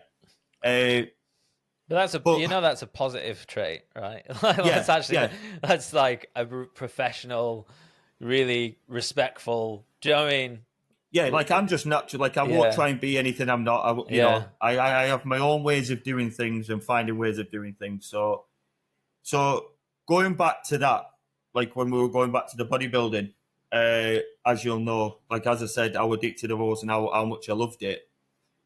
When I done my class 1, obviously I was meant to. I was taking a year off training again, and then I was going to be coming back to obviously come back. And the goal for me was always to try and get my pro card in any way, shape, or form. Even if I didn't do anything with it, I just wanted to physically end my bodybuilding career being given my pro card, what basically said I was a professional at what I did.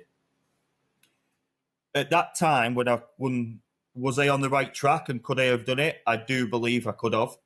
I've had many people tell me who not just, blow smoke. They would tell me if I could or couldn't. So probably the answer to your question and where this is leading to is when I was in my off season, getting ready to come back and compete. I can remember going back to Joe Walker as well. We actually went away training. Bodyworks. Was it Bodyworks? Bodyworks gym. We went to go and train with Emma Hyman, which is a posing coach, and she was a PCA professional bodybuilder, and a friend of Joe's down Taunton. I think that's how you say it.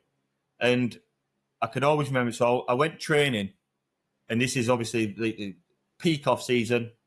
I was feeling good, feeling fine, and we goes away to train. I trained for 2 days. Anyway, cut a long story short, we stayed down there. We came back home, and then the next day I went to the gym what I was training at the time, and I just felt that something wasn't right. I felt I felt something that I've never felt before. And I was sat on a bench, and normally when I train, I'm just non-stop. And I was sat on a bench, and the guy whose gym it was at the time, Keith Devlin, owner of Ironworks Gym, came up to me, and he was like, "Are you all right?" He said, "You've been sat on that bench for 15 minutes, like staring at the floor." And I just burst into tears. And I mean, like, not just tears, like this overwhelming sadness and emotion, and I will say it, like depressed feeling. And no one's ever used to sort of seeing me like that up until that point, because I was very motivated, very in tune, like, especially around that time when I was doing my bodybuilding. And he took me in the office, and I just said, I don't know what to. And I was just crying. And I don't really cry. Anyone who knows me knows I don't. My missus takes the mick out of me, says I've got no type. I don't cry. And I was absolutely in tears. Anyway, probably why I'm finding this hard to explain is because I've never really talked about it, especially on here, and only certain friends know about it. When you're growing up and you've had such a good upbringing, like I mentioned, and you've been so fortunate to have lived a good life and had the best of the best, and your family's done what they've done for you, and then even though I went through them bits like we've said in school and stuff like that, then obviously my bodybuilding, I had this sort of image that I was this, fortunate kid, good upbringing, very motivating, always positive. And obviously, like when the bodybuilding come, like I was this figure, this physique, this powerful, not powerful, just, like our physique, our bodybuilder comes across, and the way I trained and my mindset, that everyone just thinks that everything's good and everything's fine, and but I'm just a normal person at the end of the day. Like I have feelings like everybody else, but I think at one point, I was ashamed to let out how I was feeling at times, and this is why I obviously at this stage I was going through. I was at the gym. See, I'm finding it hard to explain it now because it's just how do I say it without. Take your time, mate. Take your time. Yeah, I was in a rut, and I think why like I said, I'm finding it hard to say it is because when I say this, I know that there's people out there with less than me. I know there's people out there with not this, not that, and they've got some really horrible stuff going on. They've had really bad upbringings. They might be going through trials, tribulations, illnesses. But people have got to understand that depression, or unhappiness can come in many, many ways, shapes, and forms. Like if you look at some of and I'm not comparing myself to them, but just to the extreme, if you look at some of the most famous people or most wealthiest people in the world, they're the most unhappiest. Where it started from was that day. And anyway, I can remember getting in my car and I just phoned my mum. And the minute she answered the phone, I just again burst into absolute tears to the point where I couldn't even speak. And at this point, that's quite hard for my mum to hear because then she knew something was definitely up with me because I'm not like that. Not like that in the slightest. Or I didn't think I was. So I'm trying to get my words out. And instead of going home, I drove straight to my mum's.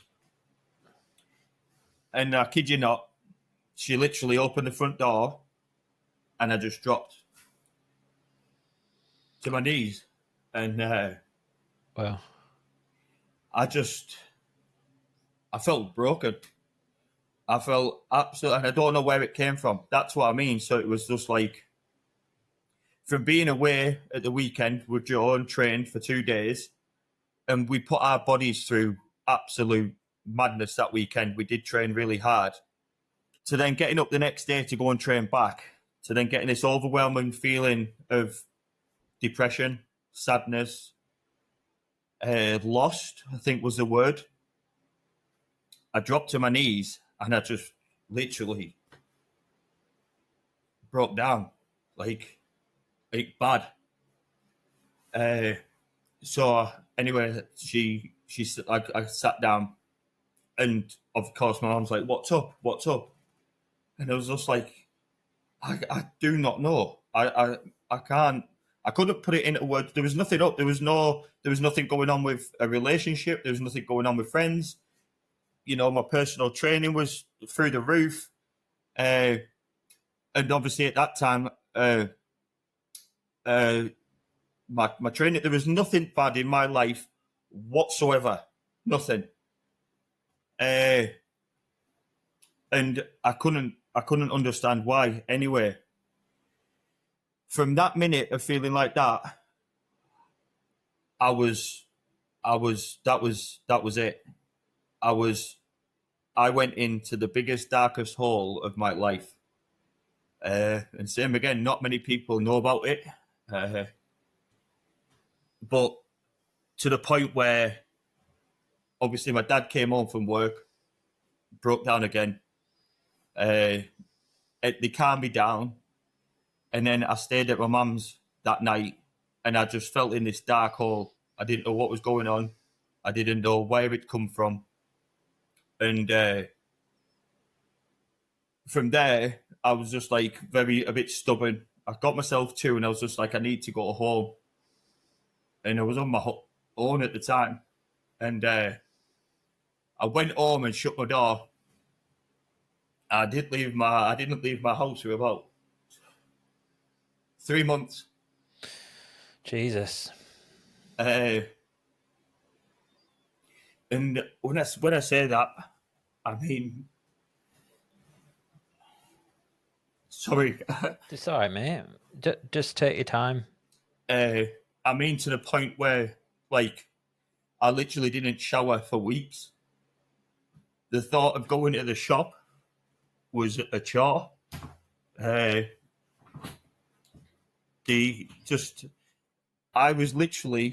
took myself in, like I said, shut the door. And if I wasn't sat up at my breakfast table where I live now, looking out the back window and just staring into space for hours, and I mean, like, I was on end and you didn't even recognize the time. But most of the time, I was just in bed. And I mean, I was like sleeping from whenever I was in bed, and I'd wake up, I'd go to the bathroom, I'd get back into bed, the lights would be off, and I'd get back into bed and go back to sleep. And my phone would be going off, and, like, say, close friends. This is obviously when it, like, a few weeks down the line, when people started, you know, realizing that something was up. And I can remember just sleeping a lot, didn't want to leave the house. And if you notice, like, I'm one of those where I was always, you know, proud of how I looked, get my hair cut once a week. I'd have 2 or 3 showers a day. Very motivating, like I said, with my training and stuff, to literally being bedridden and in my house with a locked door, curtains shut, and didn't want to leave. And I would just pass days, weeks of just that. My phone would go off, and I didn't want to speak to anyone, even like family, you know, a couple of my best mates. I'd just look at it and ignore it. And then my dad, obviously, was understanding at the time, and in Keith, where I worked at the time, my personal training, it got to the point where I had to tell all clients that I'm just not well. I didn't say why. I just said I'm not well. So I didn't work. I think it was for about for a long period of time anyway. I don't want to put an exact, but it was a long period of time. And it was probably one of the darkest, most horrible feelings that I've ever experienced. And that's why when people, if they said to me now about depression or if they're feeling low, I'm very sort of all ears and I'll listen to them of why they're feeling like that. Because I had nothing to be depressed about. I had nothing, no reason whatsoever to have that feeling. Anyway, it got to the point where I was getting that bad. I was losing a lot of weight. I wasn't eating, or if I was, it was maybe a little bowl of cereal and back to bed, or just very out of sync of what I would normally be like. And literally, just like I said, the sleeping bit was the most weirdest thing because I could literally sleep all night, wake up, go to the bathroom, come back, and go back to bed and sleep like I've not even been to sleep. So anyway, my mum ended up eventually getting me, because I was that stubborn of leaving the house, to go and see a doctor, who was my doctor at the time, Dr. Weir. And he'd obviously, I've been with him since I was a kid. Booked me this appointment, and literally I walked in the doctor's shaking, and I'm not like that at all.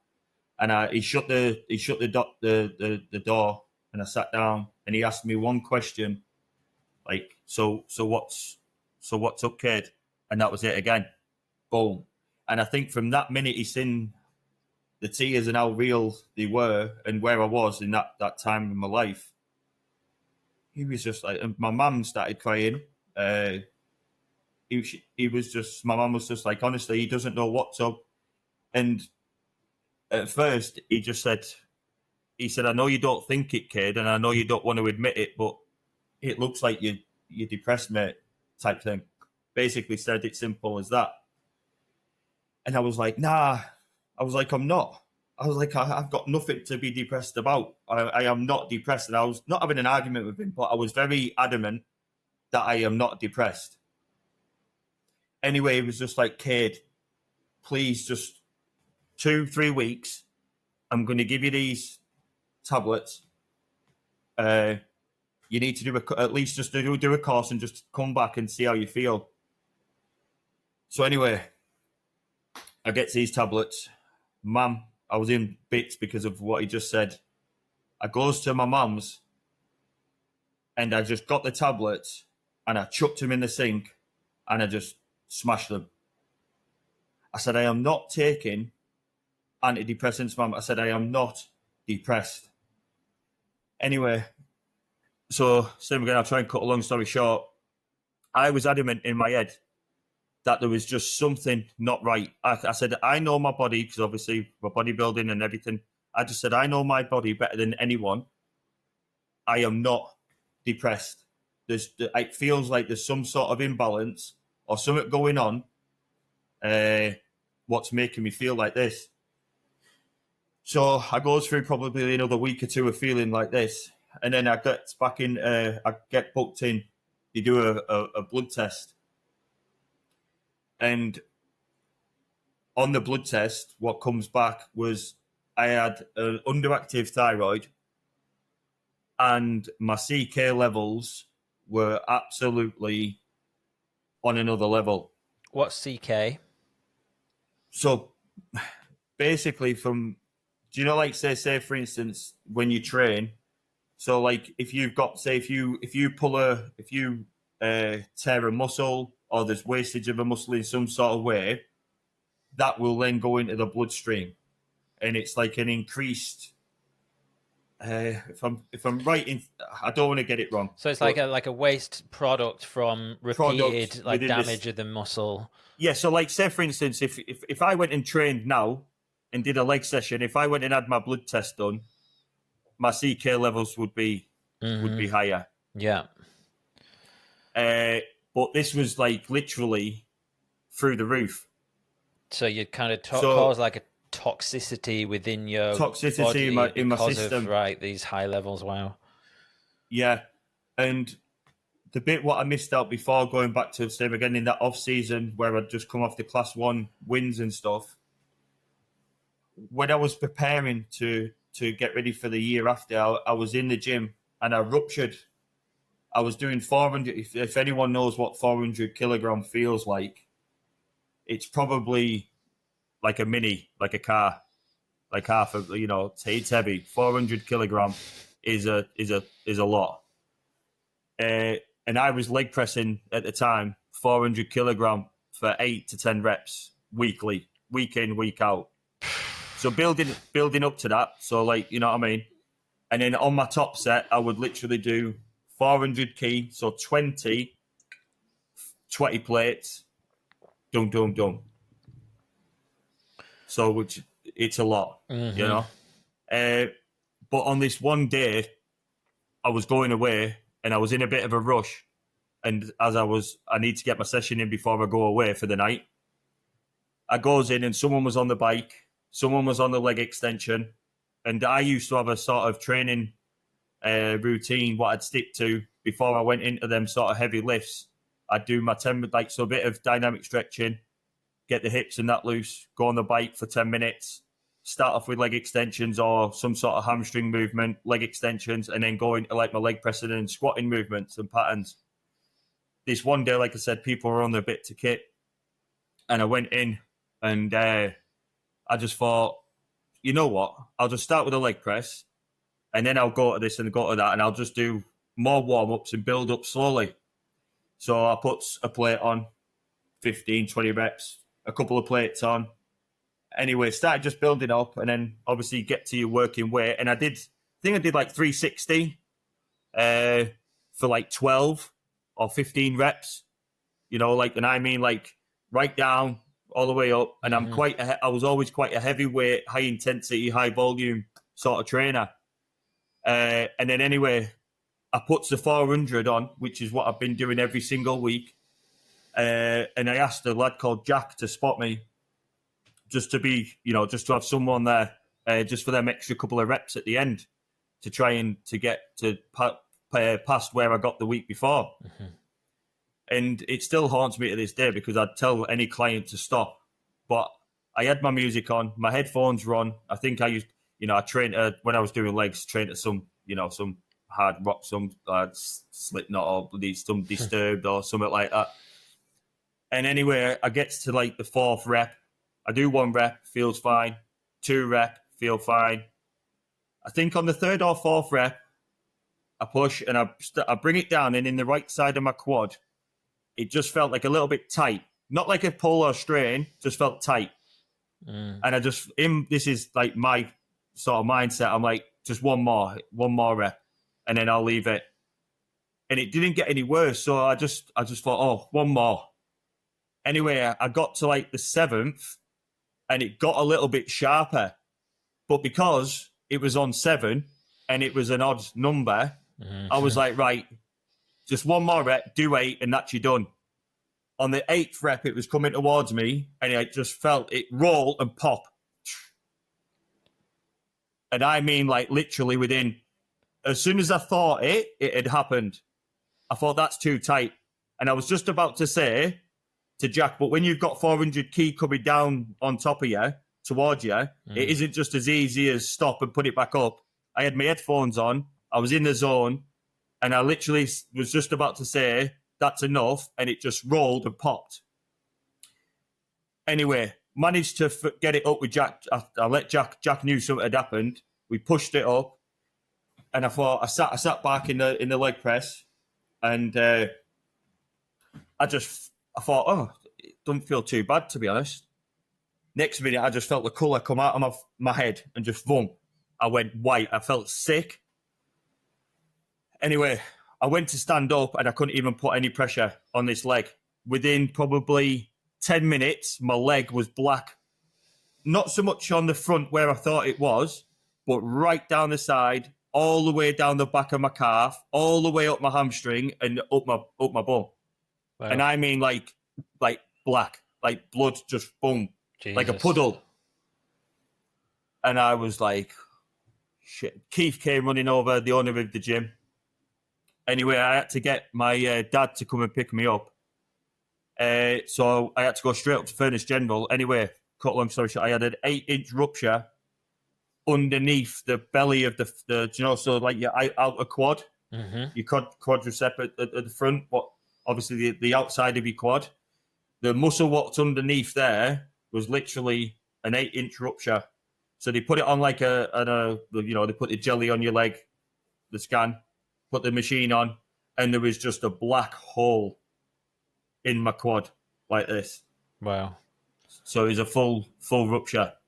So was that like down your IT band or something? Or yeah, just so no, it was in the thick. It was in the biggest, like underneath. So it was like yeah, okay, yeah, like the actual muscle, right, the actual muscle of the quadricep on the right hand side, but the one like it was like deep underneath.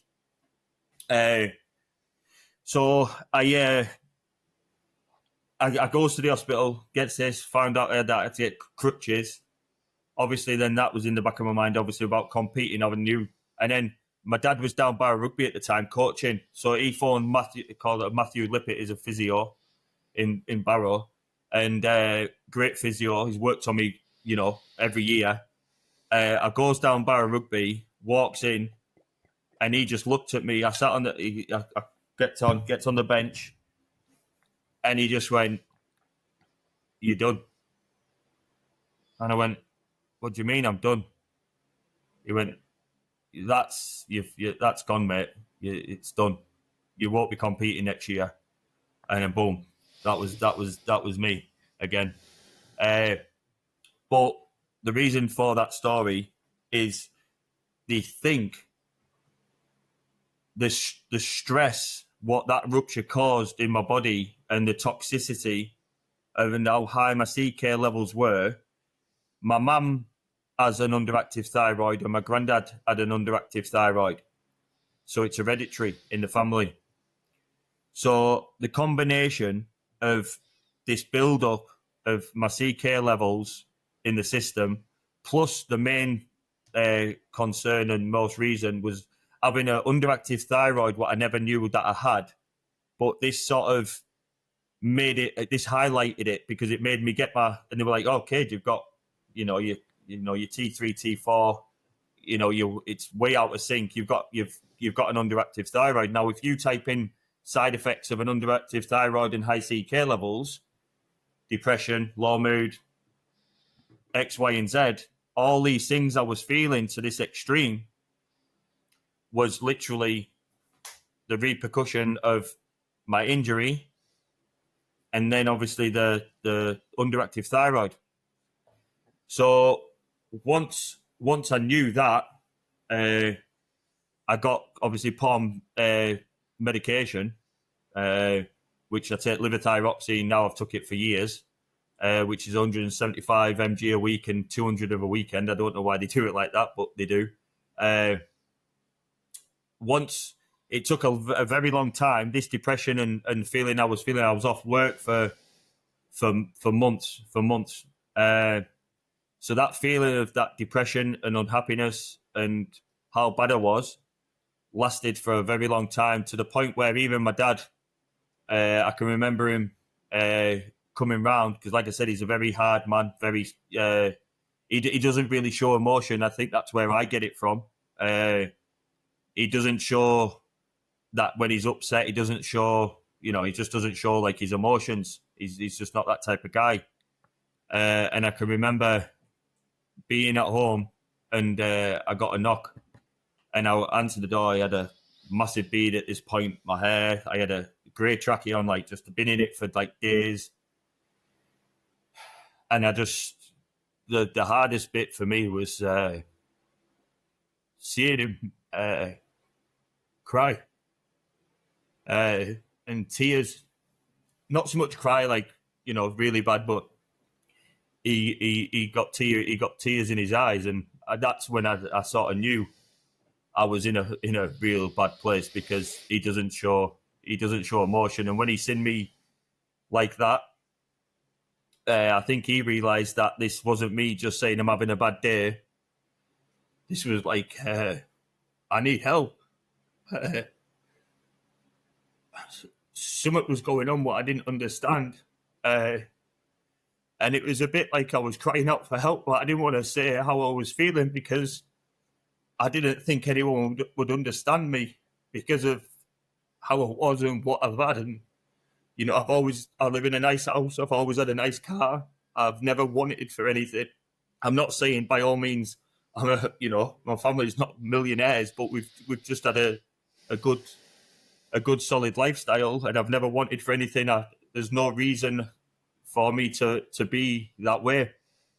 And I think I found it hard to ask for help and to show that I was feeling the way I was. And I think when I answered that door to him, he came in, and my dad being my dad, he tried to laugh it off and make a joke, and that was his way of seeing the light of it a little bit. But I could see the pain, I could see the upset and the worry in his eyes, and he just said to me, "Son, like, what's up?" And I said, "Dad." And I was a bit like in this sort of voice what I am now. I wasn't crying, but he could hear the stumble in my voice. I just said, "I don't know." I said, I can't explain it." And he said, "What do you want?" He said, "Like, whatever you need, whatever you want. Is it this? Is it that?" I said, "Dad," I said, "if you pull up with a Ferrari on the driveway, if you send me on holiday for wherever," I said, "Not getting rid of how I feel." I said, I'm not well, Dad."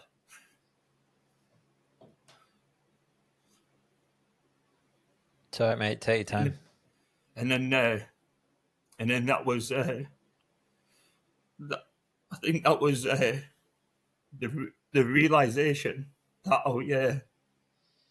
that I just wasn't that I wasn't right, and we needed to do something and quick, because I'm only saying what I'm saying now because if this can help someone,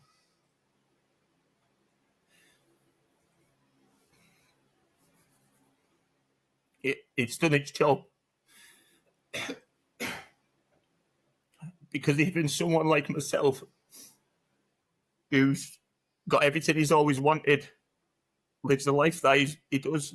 I'm a personal trainer. I was living a good life.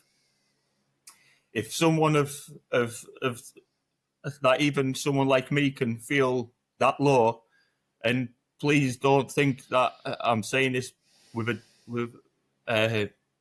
for sympathy or anything, because I don't have to do this. I've never done this before. This is literally just to put it out there. Like, I'm not saying I would have done it, but with how I was feeling, I needed it to stop. And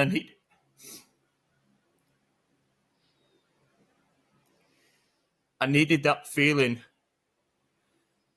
with that what was going on with my body to go away, because in my eyes and in my mind there was no light, there was no end. When you're living in that darkness and that sadness, you feel, I'm not saying like it's hard for me to compare to anyone else, but I'm just telling you, like, I could not see past what I was seeing in front of me.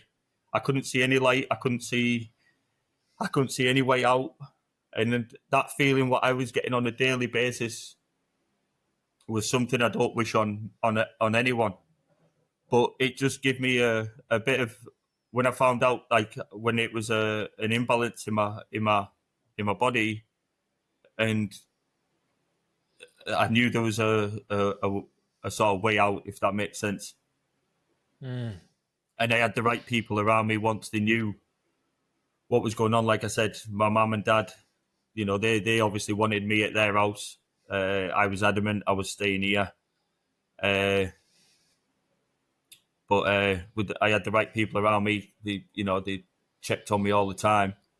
But for a good period of time, like, I was just on my own.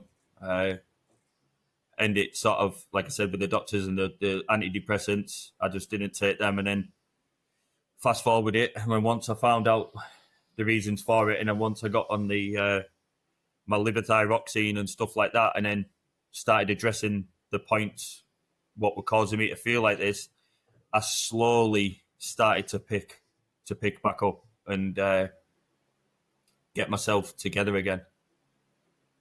But that was a part of my life where a lot of people don't know about, and just sort of a long way around of the question you asked me about. A lot of people just look from the outside in and just think that everything's all sunshine and rainbows when it's not. So it's some, like, you know, at times of your life, I think everyone goes through trials and tribulations at some point.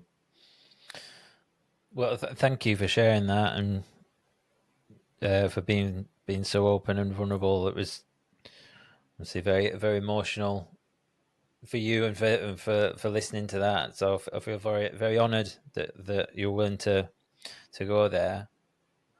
I just have one question around that. So, how, when you had your sort of like breakdown, depression, whatever you would call it, how close was this after the rupture? Had you stopped training?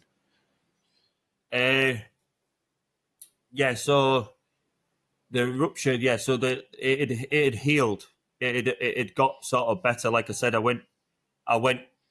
started, so I had the rupture. I was going through, obviously, the recovery phase, and I got on top of that. I couldn't train that leg, though, for my right leg for a long time, so I was just training my left leg, and obviously everything else. So I think it was probably about 6-8 months after.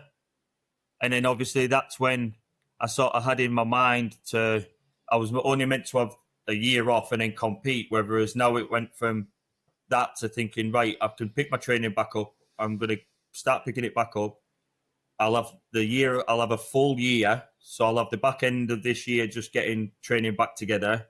And then I'll have a full off season, and then I'll compete again.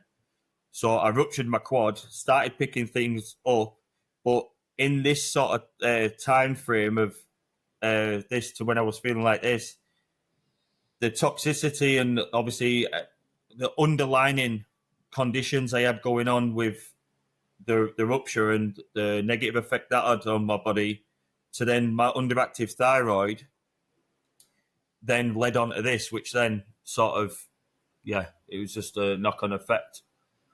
So I had basically from the rupture to when I felt like this, I had probably like 6 to 8 months where, yeah, I had the injury, but I was feeling okay. The only thing probably I noticed that sometimes over that period of time, things were feeling a little bit different in training. So mood wasn't bad, but it wasn't like it was. I was having spells of just not feeling right, and you blame it on other things, don't you? This, that, and so on. One thing I did notice quite a lot, though, I started when I was training. I would literally within a couple of exercises, I would be like dripping with sweat, not even just like normal, like soaking. And then you just think, oh, is it because I'm eating more food? Is it because of this? Is it because of that? But really, it was a very slow sort of 6 to 8 months of high CK levels. And when I say high, there's high and then there's dangerously high. They were like, I can't remember the figures now, but they were like, boom, straight off the scale. Body's just trying to detox all itself. Yeah. Yeah, it was just, and then that obviously brought out the underlying condition, what runs in the family of my underactive thyroid, and that massive imbalance when your T3 and T4 is at, you ask anyone, yeah, and I think I missed a very important part. When I went for my actual test, when I found out about my underactive thyroid, they had to do these other tests on me, and I obviously went to Furness General, and I had to do an MRI on my pituitary gland, what's just here. It just sits like a marble, like a little, and it had a crack. So my actual pituitary gland had a crack. Wow. In it. And if anyone understands the pituitary gland, that sends signals to your body, basically. Especially like your hormonally and stuff like this, which wasn't great to hear. No, I don't even know how I've got the crack. Apparently, last time when I went to have it looked at, it's not there hardly anymore. So I don't. It's not. It's a bit of a weird one for me, that. But the first time I went for an MRI on it, I had a crack in my pituitary gland. Mm. Yeah, that's a lot, for you Yeah, to have dealt with. So it's no surprise that it gives you that reaction. I don't think. yeah, You know, when the yeah, body's building up all this tension and, you know, physical and emotional stress, then it's going to break at some point, isn't it? yeah. It was just, but it was weird. I was sort of sensed that I could feel like some like that change. It was just, and what they think it was as well when I spoke to the specialist about it is obviously the toxicity. So if you can, like I said to you, so CK levels increase after training. So no matter what type of training, if you go running, if you do whatever, your CK levels will always be higher. So what they think has happened is like I said to you, I went away for that weekend and trained with Joe and Emma Hyman down at Taunton, and we absolutely, and I mean like you know, out of 2 days of really intense training. So because my CK levels were already, which I didn't know about, were absolutely at boiling point, what they said had happened is that I've gone away for these 2 days, felt not too bad, gone away, trained, and then I've almost had this massive, like it's just been and a crash. But when I say like literally like the next day, and I was going to have it off, I actually woke up on the, I think it was like on a, we came back, so we went away the Saturday and Sunday, came back on the Monday, and then I was going to have the Tuesday off, but because it was Tuesday and you can't have the day off on Tuesday, you've got to go and train back. I woke up and I thought, I'm tired. I don't feel right. Just get it done. You travelled yesterday. It's just because of that. Don't be soft.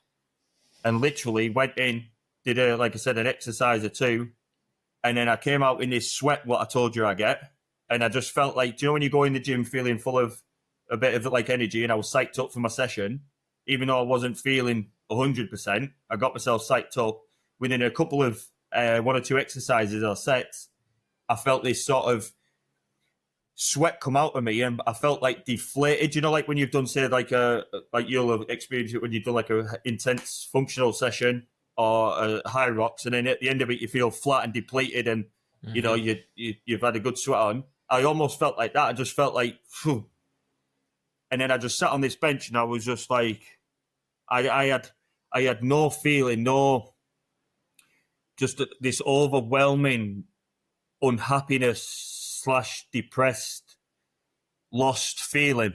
That's how I can sort of explain it. And then that's when obviously Keith pulled me, cried, like bursting into tears, and then that journey home, and then that's when all that started. And that period of my, you know, that was a good 6 to 8 months of like, and I mean like rock bottom. But then even that for the rest wasn't great. It was only till I started getting on top of what we actually, when we found out what it was, because you know yourself, it's not just as easy as phoning up the doctor. Like I said, the first thing he said was depression. He didn't mention any blood results or blood tests or anything because of my eyes felt like, honestly, they felt like they were back here. They literally felt like they were in the back of my head every day. And then obviously with the state, I went in there and they seen my mum and then explained that all I've been doing is sleeping. Like literally no motivation. Even the thought of going to a shop to get a shower, everything was just like, not doing it. Just sleep, and that was basically it, and lock myself away because I didn't want to let anyone see me like that, or I didn't know how to explain it to anyone without me thinking that they're just going to think, Kade, shut up, what you on about? Like, do you know what I mean? So I just locked myself away, literally locked myself away. That's simple as it is. Didn't see anyone, didn't want to speak to anyone, didn't answer my phone to anyone, even like my best mates, like, didn't shut myself away. And it's interesting because there's kind of two sides to that, which is obviously that these reactions and stuff that's going on in the body and toxicity, and then you get this like depression as a result. But then another side of me is like, it's also like the body's very clever, and it's like, bro needs a rest. So Yeah, I'm going to just put him in this depression, which is like yeah, a bit cruel, isn't it? But I sometimes think the that's what it body is was. telling you what I to think, do. yeah, Like we really need to recover, conserve energy, sleep. You know. yeah. It was my body's. It's going to show you in. So if you don't address something, but the conditions what I had, they weren't. They're not to know. It's not like I had a cut and I was like, oh, Mm-hmm. or I broke a bone, or this was literally a chemical imbalance of two things or three things going on. What was underlining what I didn't at the time didn't have a clue about. Mm-hmm. So it wasn't easy to put my finger on it. It was just literally, it was just what's going on. I Yeah. feel like this, but there's no reason for it. Yeah. So, Mate, thank you for going into that and being so open. I would like to do another one at some point in the future, so people can look forward to that one. yeah. Hey guys, so after we finished recording, I realized that there was still more to Kade's story, despite being going for over 3 hours. So what I decided to do is we decided to reschedule and do another one. So I'm going to cut it off here and then pick it up again next week. You can look forward to the next chapter after he'd gone through his depression and came out the other side, opened his own gym and multiple businesses as a result. Thanks for watching, and thank you to Kade for being so open, and I'll look forward to seeing you next week. Hey guys, it's me. Just a quick one before you get going. Thank you so much for making it all the way to the end. I really appreciate it. Don't forget, you can check out links to my guests via the episode description below. And a reminder to claim your free VIP pass month at Indiip. Go to indiip.com/podcast. That's indiip.com/podcast. If you're looking to improve your life and build habits, I really think you're going to love this tool. All links are in the episode description. Thanks for watching, and I'll look forward to seeing you in the next one.